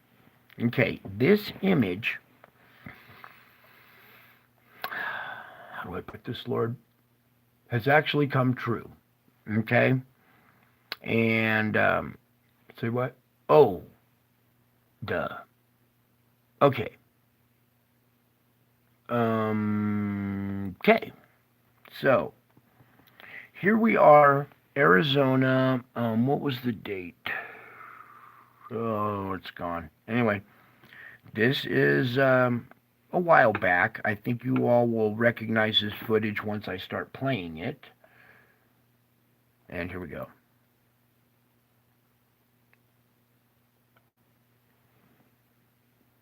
Okay, we have this, what appears to be some kind of electric event going on in the clouds, right? As they zoom in on it, okay, it's just some kind of sprite or whatever captured in the clouds, right? Let me get the tint and everything right there for you. All right, let's freeze frame right there. Can you see the fingers? All right. Now, there have been tales by many cultures that are thousands of miles apart, that are thousands of years apart, that never commingled with each other, that all tell a similar story of this hand, no, right here, coming out of the sky and reaching down. How do I say this? There's information out there on the web about this effect of what they call the hand of God effect, and it's a real thing, folks. Okay, this is still computer generated. This is not. Okay, we're gonna finish playing it because it takes this energy. They're slowing it down here. I'm gonna get this right here for you. So you can see the fingers and the thumb and everything pulling up some kind of energy, right? Possibly a soul, right? Have any of you ever seen what the soul looks like? It looks like a sperm. Like a female's looks a little different than a male's, but it has this tail on it like this squiggly little tail. So this almost looks like the hand of God reaching down and retrieving a soul, pulling it back up into the clouds. Okay, let's just go through this again. And that's all it looked like from far away. All right, from your vantage point, it's all it looked like. And I think, let's go back here just a tad bit, right here, because I see.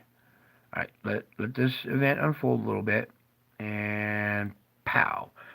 Now, as this event's unfolding, do you notice the UFO down here? All right, let's leave it alone, Brian. They could see it. Get it back to where it was. Oh. Pull this closer. Okay. UFOs accompany these events, okay? You're always going to see some kind of little craft. Sometimes there's two of them. They usually like to position themselves equal distance on either side of the event, like a witness or like a watcher, like they're like the cameraman that's floating in midair, recording the event for the divine documentation for the court later on, right? Okay. So here's one of them. There's probably another one somewhere around or whatever, but here's one of these little UFOs that accompany these paranormal events. Okay, trust me, I know. I have UFO activity every day, everywhere I go. It's so annoying. At first it was awesome. Yeah, oh wow, UFOs, cool, cool, cool. But then when they're following you home and they're just constantly watching you, and it's like you can't go anywhere. My poor kids are just like, we go to the store, just trying to go to Walmart. I come out of the store, there's one sitting over the parking lot, sitting right over the truck, waiting to follow us home. Follow us all the way out to the ranch, way out in the sticks, hangs out over the meadow all night, all afternoon till until I come back out and approach. It's never mind. We got to keep going. So this hand of God effect is a real spiritual event. spiritual event, okay? A spiritual event. And what was I telling you about spiritual events, showing you a couple months or a month or so ago? What's happening? They're manifesting in the physical now. So, when I see the hand of God in the clouds, and I see stuff manifesting in the physical, I know that soon we will see something exactly like this. And as a matter of fact, whoever made this fake video has now caused a rift because the imagination has put the idea out there, just like I'm kind of doing, but it's already out there. I'm just informing you more about it. Now, more than just this hand of God, something that's hidden is the veil. Okay, do you see how the veil's torn? And this thing reaches out of another dimension. This is exactly what the other dimension is like. You will literally see, like right in front of you, the sky or the air tear open in front of you and something come out physical and reach out of another realm with a physical hand and reach out and grab you. So, if you guys feel a hand on your shoulder or something grab you and you turn around and there's nobody there, probably the hand of God. Okay? And this is going to start occurring more and more and more and more. And it'll start probably freaking everybody out. And I'm sorry this freaks you out, but we got to pre-freak you before the awesome display that will still freak you, okay? But you will be a little more desensitized, a little more understanding, a little more accepting when it does happen and you go, oh my God, Brian was not kidding. And I think most of my viewers understand that I am far from kidding. I have a sense of humor. I like to joke around. You guys should understand my character and my sense of humor compared to when I'm kidding. I don't joke around. I might laugh and have fun, but I'm serious about 100% of this channel. I'm serious about my humor as well. And sarcasm. Sarcasm has to be used sometimes to underbite the lesson, to teach you the lesson. Most people won't hear it until it finally offends them and they go, ooh. And a little bit of sarcasm offends people. So if you use a little sarcasm, it offends them without slapping them in the face, but then it gets them to think. And then all of a sudden they're like, why was I offended at that? Is it because it's true, or is it because it's true in me? And I actually recognize that in my own character, and it's too hard for me to swallow and accept that that's part of me. Ta-da! See, we're doing spiritual work here too as well. All right. I know God.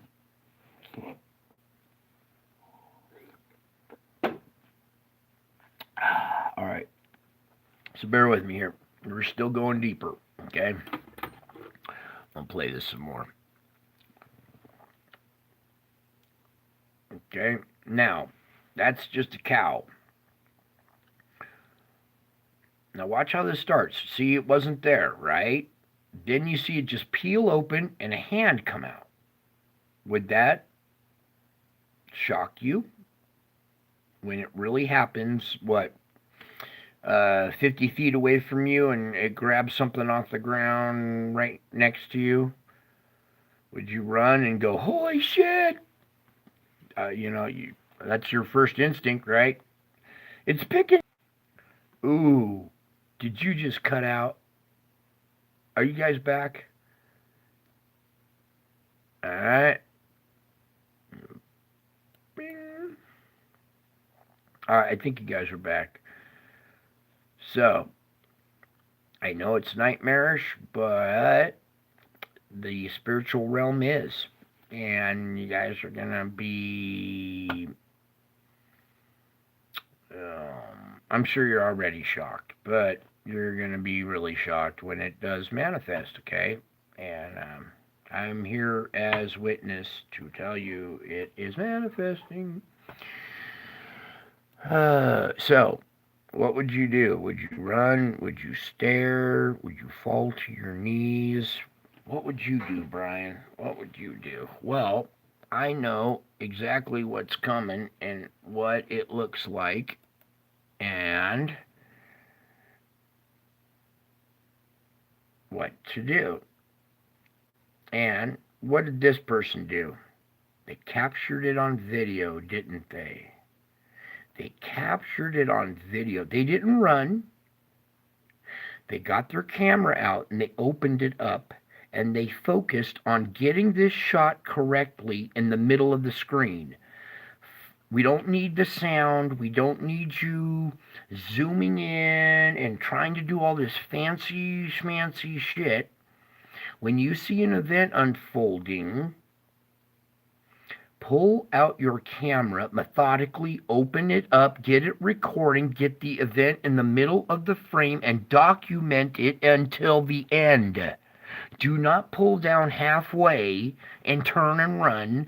You're now the witness. You are the cameraman for the world.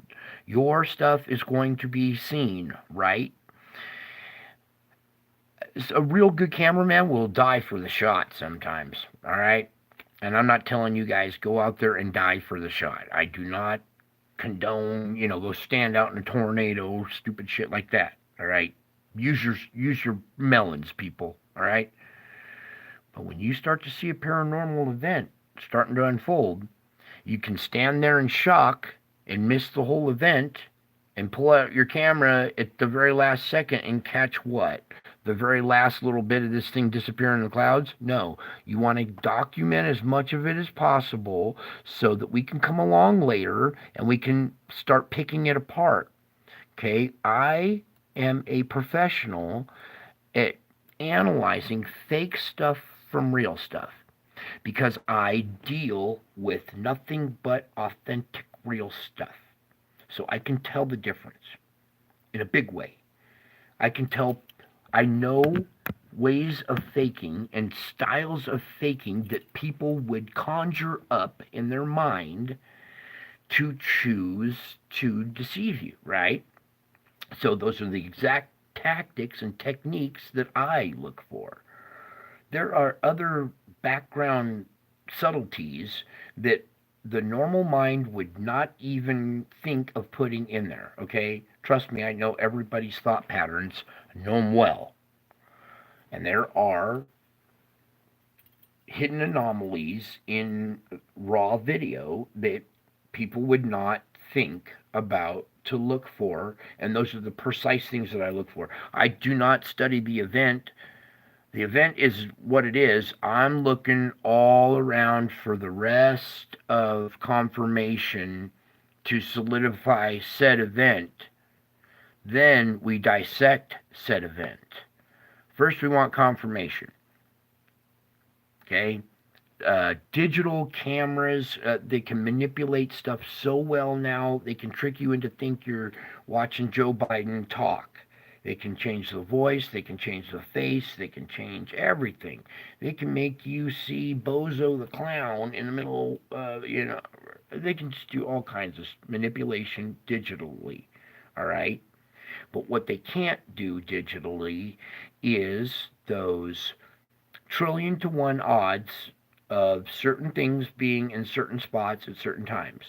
They have to all gel together. If they don't jive, if one thing does not jive, the whole thing is discarded.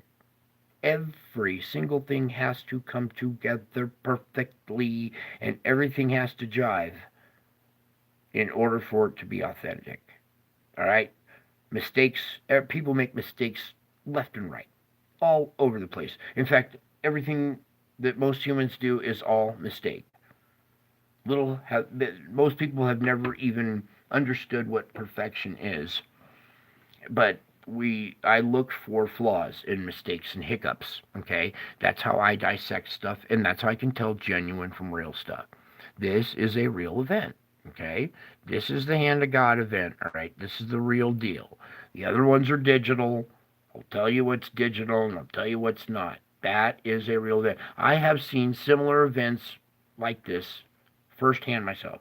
All right, so that's how I can bear witness as to this event, at least right here, being authentic. All right, and let's freeze frame it there, tilt it, tint it. All right. Just like in that other one, it has long, slender fingers, okay? Back through here, you can see the thumb barely through the glow, all right? That is the hand of God, or let's just say it's an entity. It's called the hand of God effect, okay?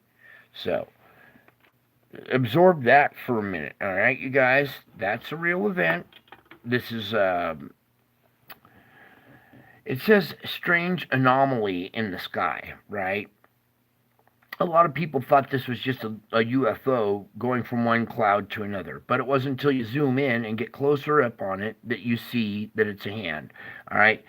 A lot of video technique, when you're recording video, you don't necessarily need to zoom in on the object to get a good, clear shot for the audience. We can take your video and zoom in on it later. What's more important is when you zoom in, it starts to jump around the screen because you're holding the camera, right? And the camera's so tight in on thing, the object centralization in the screen jumbles and bounces around. That's because you're zoomed in too close. Pull back, keep the object clear in the screen, focused, keep it in focus the best you can, centralized in the screen because we need to see stuff off to the sides. It also helps too if you do zoom in, also pull back, pan around a little bit so we can get other references like buildings in the foreground. See right here, this is crucial in this video, is this building sticking up and coming down and the angle that it's at, so we can measure the sun, the angle of attack of the sun, as opposed to the clouds, the shading of the clouds, where this light structure is as opposed to the structure of the cloud above it. There's all kinds of angles, details, and stuff that I need to go through your video. So when you're my audience, you're my team, you guys understand what to look for the best that anybody out there could. All right, you guys have eyes to see. I am trying to train you what to look for, how to locate it. Now what we need from this team is have your cameras ready. Okay, I don't want you going out there and like faking something just to get looks or likes or whatever, or shock value. We want authentic paranormal activity documented, okay? I want authentic stuff. It doesn't happen very often, all right? But as you guys will learn, your closeness to me in this channel, you will start to see some paranormal activities. You will notice them more than others will. They're always around, they're always going on. You, as this audience of mine, will notice them more than said average person. Okay? See a UFO in the daytime? Bust out that camera quick. Get as much of it on camera, record it as you can. You don't need to fall on your knees and pray. You don't need to run. You, as my disciples, have protection. If you believe me, you have protection. You have to believe in order to receive. So, trust me a little bit, believe me a little bit, it's a wonderful ride. Okay? Don't run. You don't need to fall on your knees. You're a believer. You're a true believer. Nothing can touch you. Satan can come right up to you, try to punch you, and it's going to be like, Brian Knight is going to kick your ass if you lay a finger on me. And then he's going to go, yeah, you're right, and I'm not going to fuck with you. All right? It's late night. I'm dropping that bomb. Sorry. Sorry, YouTube, my audience, whatever. So, same with Jesus. You pray to Jesus. He's your protection. Okay?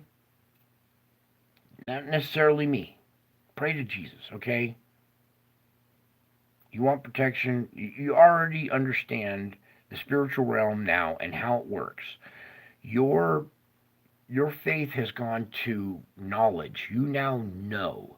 So you're basically kind of bulletproof from the spiritual realm. You will be attacked. Don't get that part mixed up because you are now a target, but that's okay. You're a willing target. You're in this spiritual battle, and we're really in it. So stand strong and fight hard with me, okay? When you see stuff like that, capture it, okay? Shoot, I'll put my email up there. You can send it to me. We'll dissect it. If you want credit, I'll put it on the show and give you credit. If you want to stay anonymous, that's totally understandable. I can do that as well. I'll take all the blame. They can come after me. It's okay. I'm not scared. They're the ones that should be scared. So, let's get back to the hand of God thing. All right, so the series of photos that I took a couple of years back. Oh, hang on. Oh, please, God, give me strength for this. I might have to. All right, I'm going to try to start the story at least. A series of photos I took a couple of years back. It was when I was taking the faces in the clouds the demon faces in the clouds that I showed you last night.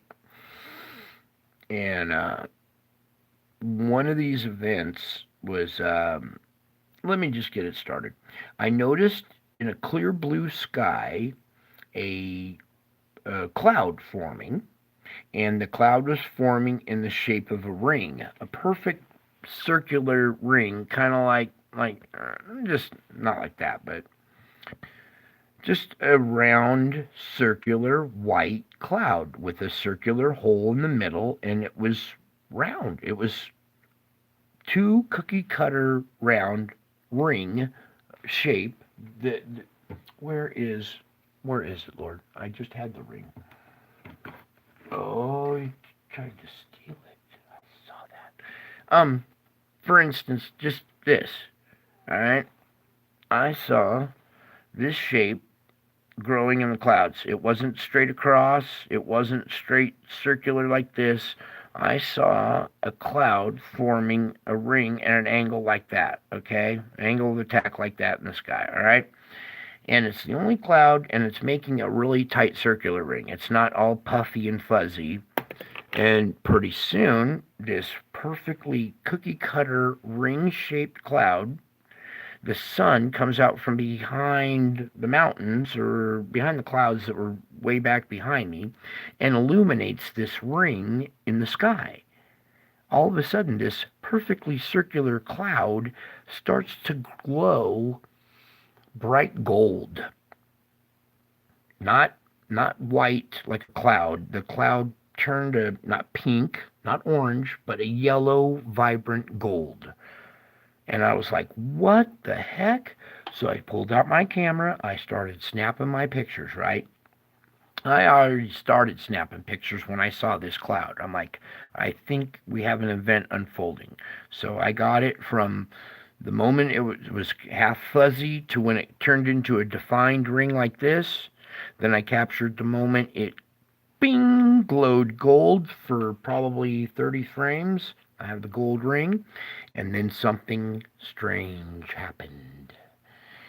Out from behind the curtain came the hand like this, all right?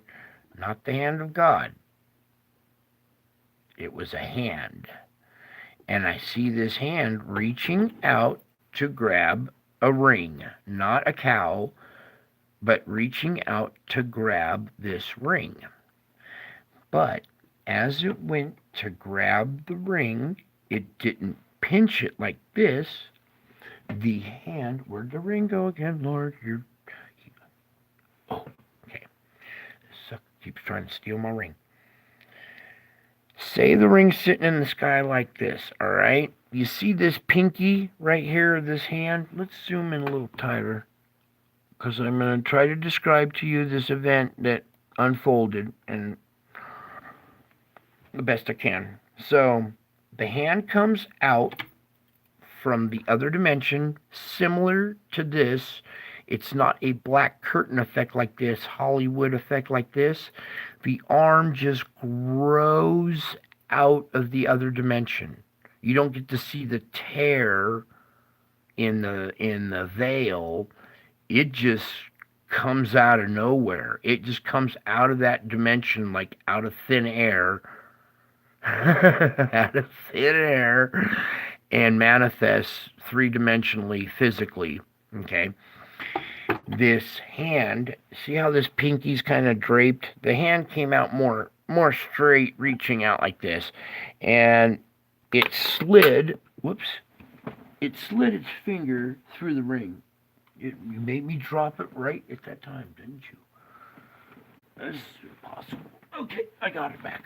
So imagine the ring sitting here like this, positioned like this, as that pinky came in, and instead of grabbing the ring, the pinky slid in through the ring and put the ring on. And I was like, ooh, whoa. And I'm documenting all these pictures, right? Then something very, very, very interesting happened. And that's why probably all these are all scattered and gone. Oh, God. Hang on. I know, I'm sorry. Right at the good part. You guys, bear with me. It's worth it. This hand comes out, slides the ring on, and then the other hand. Oh, all right. I can't finish this thing on. The other hand comes out. There's two hands. And,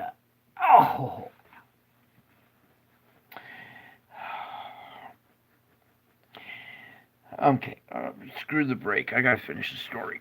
Okay, so first hand comes out. The pinky slides through the ring. It puts the ring on, and then I see that hand is attached to the devil, and the devil manifests in the clouds, like those pictures that I showed you of the devil in the clouds.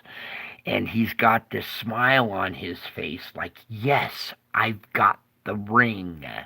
And he's got this just evil, satisfied, murderous look, like, yes, I have the power of the ring now. And all of a sudden, his hand with the ring on it, another hand out of another dimension actually forms around the hand with the ring and forms in the hand of a handshake. Handshaking this hand that's frozen with the ring on it, Satan smiling with his ring on. Ha ha, got it, finally, Lord of the Rings. And in that moment, he was reaching into a handshake, an invisible handshake that manifested around the other side of his hand, and he was caught in this deal, in this handshake. And Satan's grin went from a look of evil to a look of shitting his pants, shocked, looking up at this glorious face of light shining down on him. And he is in awe with a shitting his pants look, looking up at the shining face of God, and caught him in this act of stealing the ring and manipulated him, got him to manifest and show himself and come for the ring. He baited him, and the devil slipped the ring on, and it ended up being a handshake. And God's like, "Gotcha!" Ha ha! And he shook his hand, and Satan looks up in shock at God. Is like, "What? You tricked me?" And he smiles. God's smiling at Satan, going, "Yeah, you think you're so smart. You think you're so clever. I just baited you with the ring, and you assumed it was yours, slid it on your finger, and I caught you, and I got you. And now there's a handshake made in the spiritual realm." Okay? Now, I don't know this is in the Bible or not. I don't know where this part comes from, but there was a handshake and a deal made in the sky. All right? In the spiritual realm, God and the devil made a deal and shook on something. And I captured it all. But it's all scattered, and we'll probably never get to see it. So that's why I bring you these computer manipulated images of an event where Satan tried to steal the ring and be Lord of the Rings, and it ended up being a trap because the ring was actually on God's hand, and Satan slid his hand into an invisible handshake that manifested around his hand like handcuffs and caught him off guard. And he just, "What? How did you, why did you do, how could you didn't, uh, in shock, like, "Yeah, gotcha. Gotcha, buddy." You didn't see that one coming, did you?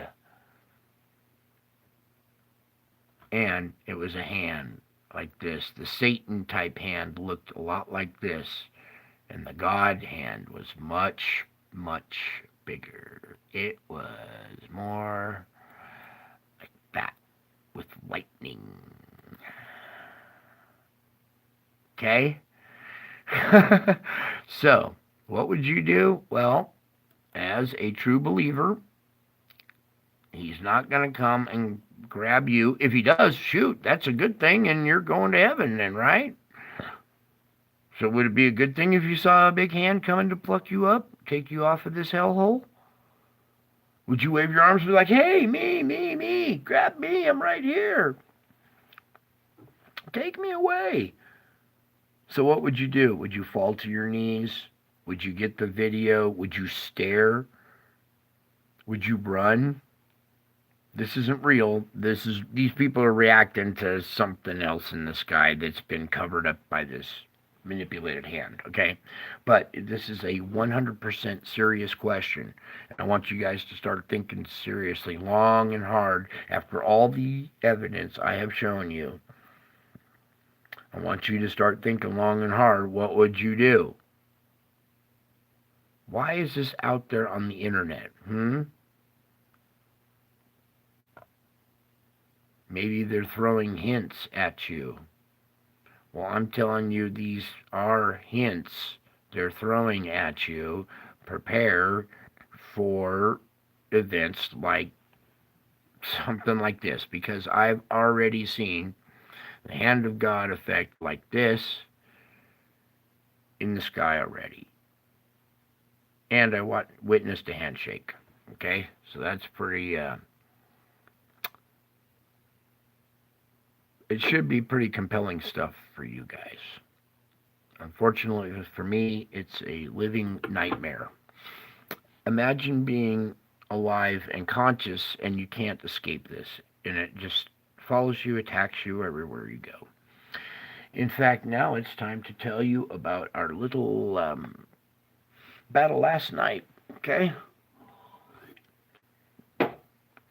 As this system approaches, it has a lot of entities along with it. Okay, ships, um, other entities that inhabit the following and fellow stellar cores that have rotating planets around them as well. They do have a source of energy in the fact that they are close to a black hole, right? That sucks in all kinds of plasma, right? So they can go bathe in that plasma and absorb that energy, keeping their planet warm, the necessities for life that we also enjoy from the sun as well. Okay, let's keep it like that. Keep it simple.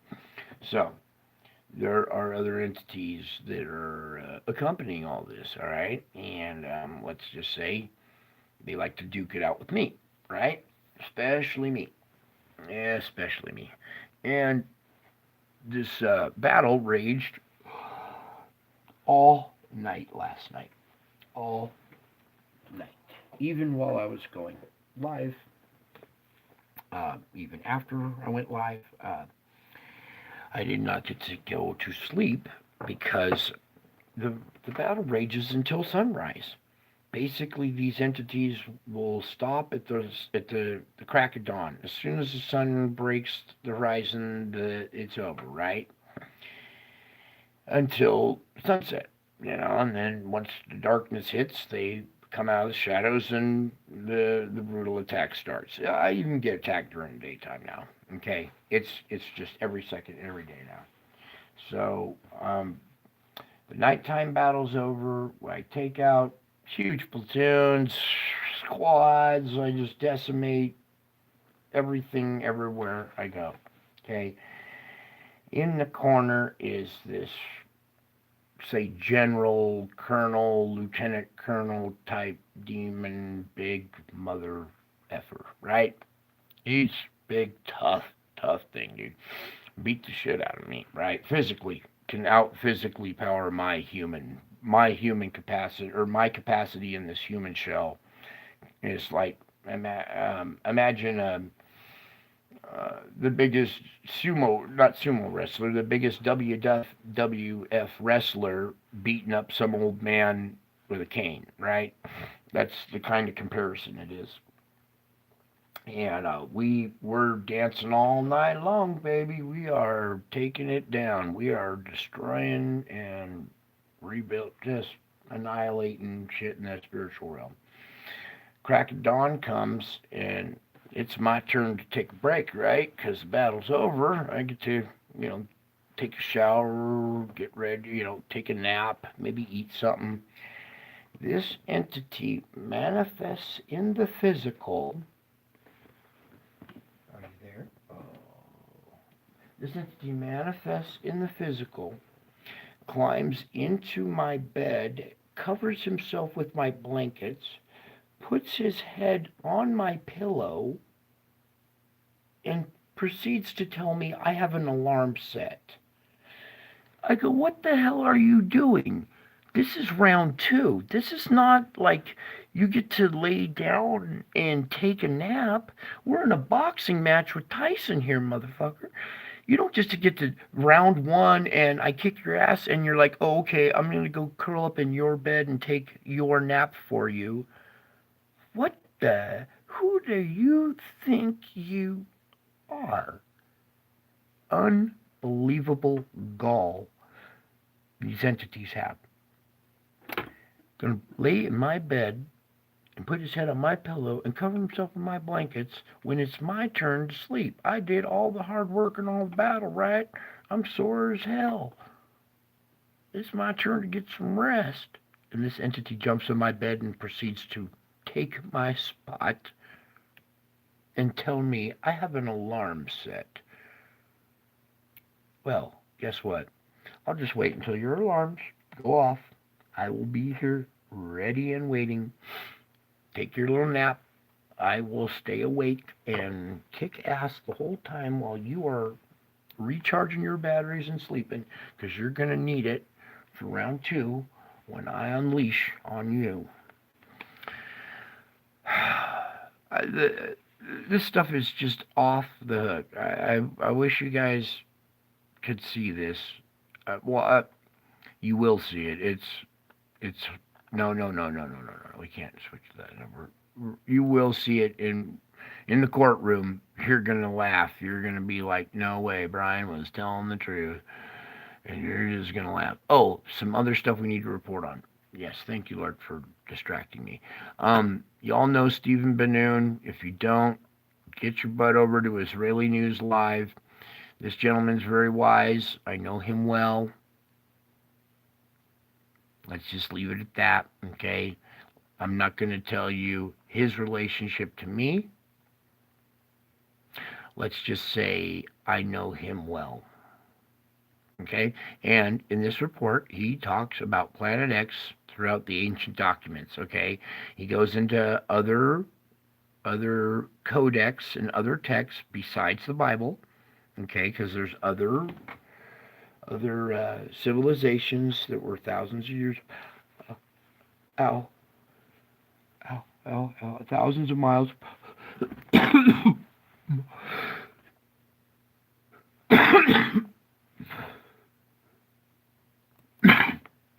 I'm sorry, I'm coughing at the microphone. Oh my God, you guys. All right, I gotta take it down for a second. Yeah, let me put this on for you. Oh, where were we, Lord? Please help me, help me, help me, help me, help me. Where are we? We're going to what? Oh, come on. I don't have time for this. What are you doing? Oh. All right, hang on. What are we doing? Can we get this to work, please? I'm trying to get to my channel, apparently. I'm on a different YouTube page. Can I open up another channel? Thank you. Where are we going to my channel, Lord? We're going to somewhere here on my channel. What is your malfunction? No, I do not want to customize anything. I want to just go to my channel. Are you retarded, YouTube? It's probably the pit in my stomach. Where are we going? Whatever. Sometimes I just gotta surrender. Oh, I know what we're doing. Yeah. Yes. Okay. Oh, yes. This one right here. Do you guys see this little airplane type looking cloud? All right. This is the ancient race. All right. Down below here, this Praveen Mohan. He's a pretty good researcher too. Mostly Hindu, Indian type research on their history and their occult past and everything. But in this one, he talks about these artifacts. You guys have seen these before. These are popular. I captured one of these objects being dragged out from behind the sun, like it was disabled and they were pulling it out in reverse. That's what cued me in on these vehicles. And it wasn't until all this paranormal stuff started happening to me that I captured the very same craft, okay, and these entities spying on me, watching me, following me, studying me. They they watch, they study, and then they follow me. They watch, they study, and then they follow me. So, if you follow me, we're going to play this as I go get really, really sick. I will be back. Enjoy this video. Please, can we have sound, Lord? I don't want them hearing. Yes, we have audio. So, all right, hang in there, guys. I'm doing a video on these kind of craft exiting the sun, which looked like it was being towed out from behind the sun or something. Ugh. I did a video on that one. Not right now. And Not right that's now. this Okay, one yeah. right here. And it looked like it was this actual model being pulled out from behind the sun. So, I did a stream yesterday, and I was looking for a thumbnail for it, and I couldn't match up any pictures, wouldn't match up. And it wasn't until I started digging deeper into my pictures, and I pulled up this one right here, that I used as a thumbnail on my latest stream. Oh. That's when it occurred to me, this Fine, thing take the sitting fucking next ring, asshole. to this Take one, I will get it back. they're the same object. It's the same thing. Oh, you want the fucking ring. Whoever made this craft right here is here now, and what I thought was a man standing on the plane before is actually one of the vertical stabilizers that comes out at an angle, kind of like an F-18's vertical stabilizers. They're not straight up and down vertically; they come out at an angle, much like that. So do these ones right here. And what I thought was a man standing up is this vertical stabilizer right here. Okay, so now back to this one. When I was looking at this a long time ago, I was looking at this weird kind of grasshopper type looking head, almost like a snub-nosed dragon with a mouth right here, you know, a blunt, shortened nose, 2 eyes, and this would be the head kind of looking this way. Okay? So again, the eyes, the snout, kind of a snub-nosed one with the curls back around with the mouth here, okay? And I was just kind of baffled at... Can you guys see that it actually stuff? looks like a creature or something like that. Oh. Okay, now in this image, this is of a different model. It has 4 wings. Oh, sorry, Lord. And you see a longer snout on Have it. mercy, please. Divided Have down the mercy. middle with a little ridge with 2 eyes. Oh. Right there. Sorry, my arms are shaky. Ah, And have what looks like mercy, a collar Lord. Please have mercy. around it, and then the rest of the body, right? So we're looking at this one, and it has a longer snout, and you can make out the teeth a little bit more on the side. Now, there's another one with another version. Let me show you. Okay, this is the original one that we were looking at, and here it is with the shorter snout, snub-nosed a little bit, with an eye up here, and whatever right here, and this ridge coming over and coming down, these defined swept wings, this weird vertical stabilizer, and the tail. All of those match exactly to this one right here. So, now we know that this cloud formation was actually, you know, more than just a cute little airplane in the sky. Okay, here real quick, I don't know how to do a side-by-side image, but I can manage to do it right down here. So here's a quick little side-by-side comparison of the two. Okay, real quick, one good look at this one. And nice defined wings. I mean, this is obviously there. Whoever created this, or whoever these people are that are responsible for these flying machines 1,000 years ago, are now back and here. Okay? So, we've seen them coming out of the sun, and now they're here in the skies, cloaked in the clouds. Okay?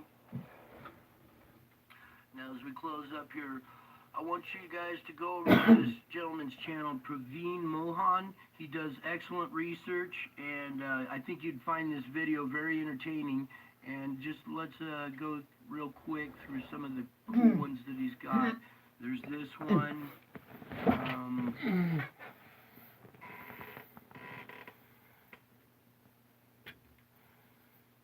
There's that one. There's this one. A nice shot of a bird. There's that one again. So I want you to get familiar with all these different models because I expect to be seeing these in the clouds or coming out of the sun or possibly uncloaking. Um, real quick, I gotta interrupt. Do you see how the ring structure is curled and looks cloud-like or whatever?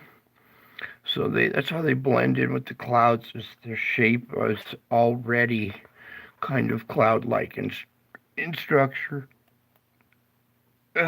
In midair, because this culture, this society, whoever did this, is here now. So. Been here for a while. And this model here is the one I believe we saw being pulled out from behind the sun, or exiting the sun, or caught in the electromagnetic field or solar wind of the sun. Was this object here? So. Let's try to find that video real quick. Um, um,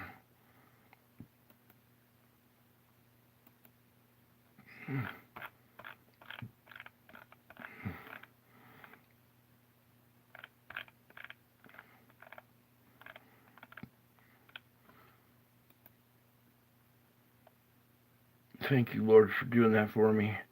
I did not even know what to do. Welcome back.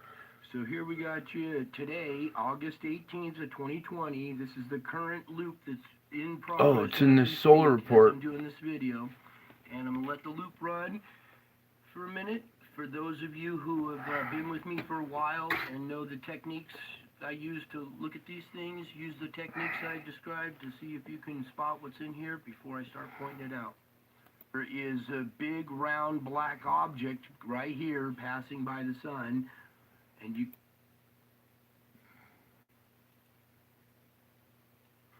you can make out the round shape of it.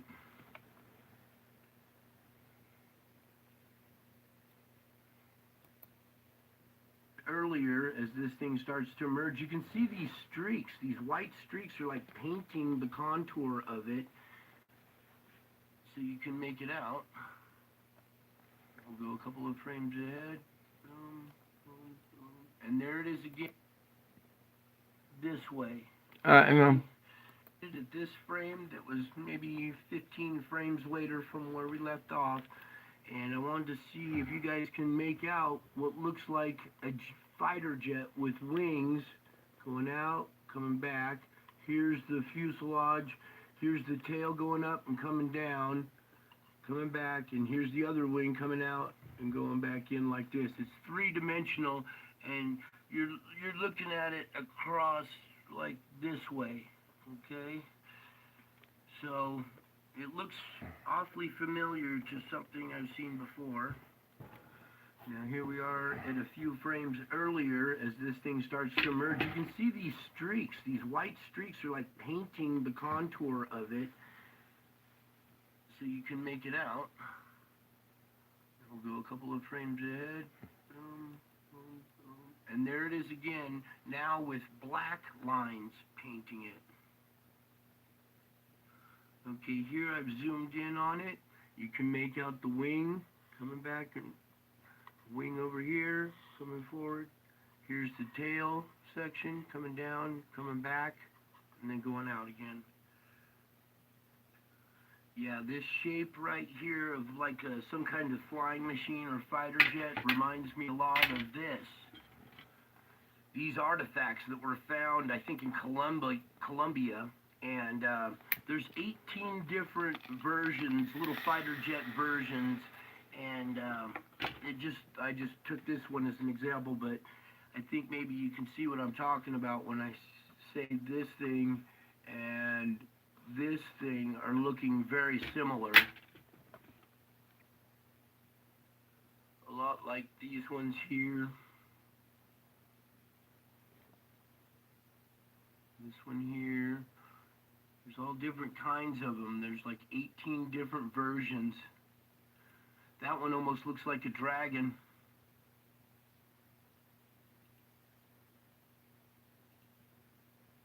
Yeah, look at this thing. So If we have more CMEs, I expect maybe to see something like this maybe coming out next, or one of these versions coming out of the passing by the sun or whatever they're doing. And if you want to see more about these things, go over to this gentleman's channel. His name is Praveen Mohan. Give him a like. Subscribe to him like I just did right here, okay? And he gives you more information on these little artifacts that were found in Colombia, because there's a lot more to it. Now, as we come back to this, something else kind of seems apparent, and I'm going to put this into motion. And black sphere is coming out before the little fighter jet thing is backing out, and it almost seems as if this black sphere is towing it or pulling it along. So I think maybe we're seeing something a little bit more than meets the eye. This black sphere could possibly be a force field or some kind of tractor beam type thing that pulls this craft past the sun or out of the sun if it's a portal. I mean, there's all kinds of ideas out there, but I'm just bringing to you what I've found and what I see in these things. So we've got 2 identified now. Okay. So again. All right. Can you guys see it? I mean, it's blatantly obvious a perfect match, okay? And maybe you guys could see that one coming out from behind the sun there too. It was being pulled backwards or whatever, but the fighter jet shape, these perfect delta shaped wings. I mean, it's a perfect match. The ridge line, the eyes, the snub nose, it's a snub nose dragon head on a flying vehicle. See this? These heads almost look like they're detachable, and you could put like a different kind. See how they have this collar? See this snub nose? And I go just a little bit where my hand's out of the way. All right. Right where I'm pointing right here. See this collar? And then there's another matching collar on the other side. It almost looks like these heads might be detachable. You could put a different face on a different machine. Possibly. I don't know. But what I'm trying to tell you is be on the lookout for the different shapes too. Not only this one, okay, because that one's already out there. I captured it already. Okay, it's a real thing. It's a real event. These entities, we'll get into that later, okay? Let's just say, how do we say this correctly, Lord? Because I want to say this correctly.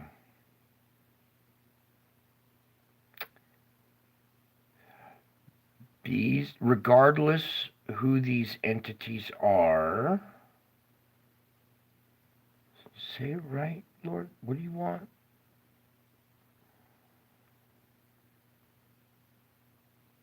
What are you trying to say? Oh, okay. So, did airplanes exist 1,000 years ago? These artifacts were made by humans as toys, trinkets that represented the flying vehicles of the entities that taught them technology, right?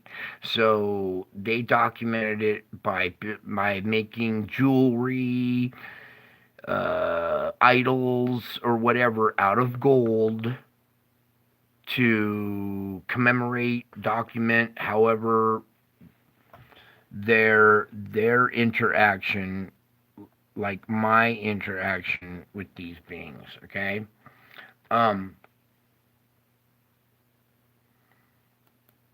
Say again. What was the point we were making? Oh. So, the culture that made these gold trinkets isn't the culture, okay? They're the primitive people that made a golden representation to their god, all right? The culture that made these trinkets made them 1,000 years ago, all right? These trinkets are 1,000 years old. The flying vehicle race is way, way, way older than 1,000 years old, right? Because these people made this 1,000 years ago as their representation with their interaction with this. Get out of there with this advanced race that already knew how to fly and cloak themselves in the cloud 1,000 years ago. Okay, this advanced race now watches, studies, and follows me everywhere I go.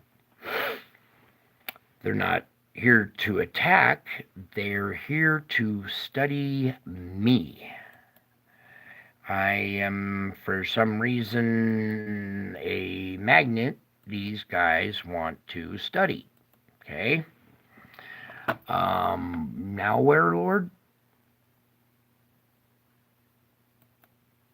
Okay, what are we doing now? Isn't this fun, folks? Yeah, isn't this wild?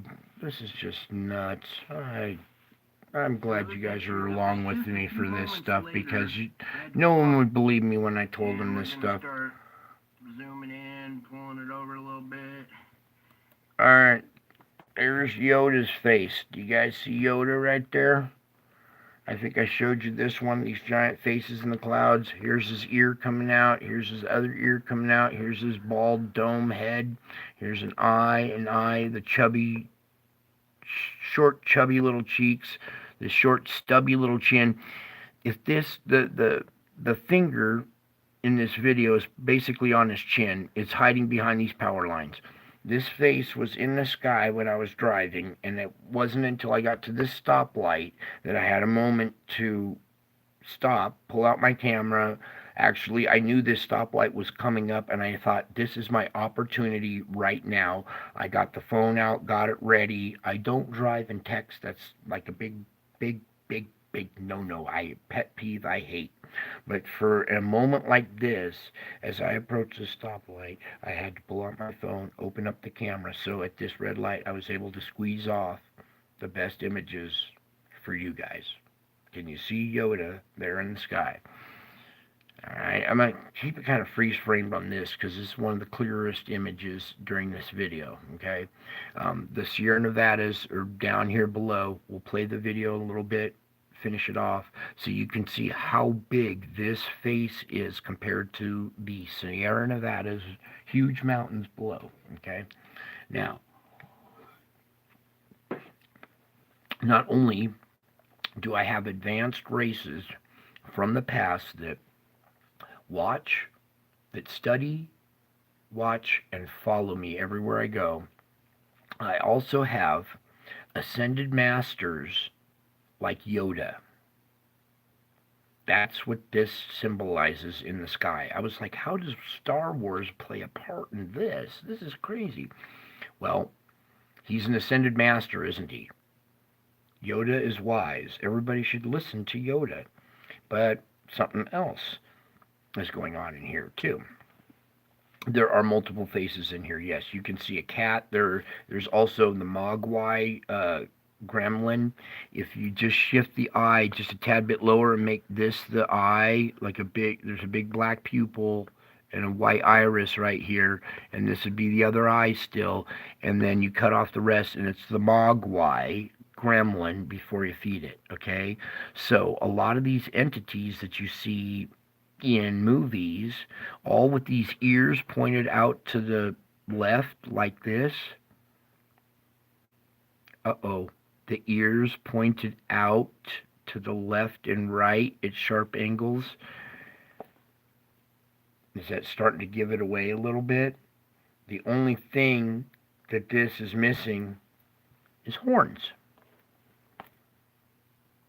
Did you know that the whole time in Star Wars, when you were watching Yoda, the wise, enlightened one, that it was a representation of Satan? And I want you to look real carefully. I got to get the tint just right. Because if you look up in the dome of his forehead, you know how Yoda has all them wrinkles going across his forehead, right? We need a more defined pointer, he says. Okay, this will work. I think the tint should be just about right for this. Okay, so let's point out Yoda real quick. Here's one ear coming out, coming back in. Here's his stubby little chin coming down. Here's his puffy little cheeks. Here's an eye, his stubby little nose. He has that weird stubby little nose, okay? Here's his other ear coming out, pointing out that way. The dome over his head, okay? Now, I want you to look closely at the wrinkles in his forehead. There's a 6, another 6, and another 6. Do you see them? There's a dark black 6, another dark black 6, and another dark black 6 right there. On Yoda's forehead, hidden in the wrinkles, is 666 on his forehead. Do you see it now? That is what do we say, Yoda? What do we call you? The enlightened one, the spiritual, is like a Zen master, spiritual master, okay? He's a spiritual guide, spiritual master that takes notes by watching, following, and studying me everywhere I go. So, I have ascended masters like Yoda that watch, follow, and study me. I have advanced races from the past that watch, follow, and study me. I have UFOs everywhere I go that watch, follow, and study me. I have Marian angels. I have these giant faces in the clouds. These giant faces in the clouds that watch, follow, and study me everywhere I go. The dragon in the clouds that watches, follows, and studies me, attacks me everywhere I go, even in my sleep. Wonder why all this stuff is happening to me. Odd. Kind of almost like, well, it should all kind of make sense now, all right? I'm not the person that likes to come out and say it. I found that I learned a long time ago, saying stuff like that can get you killed.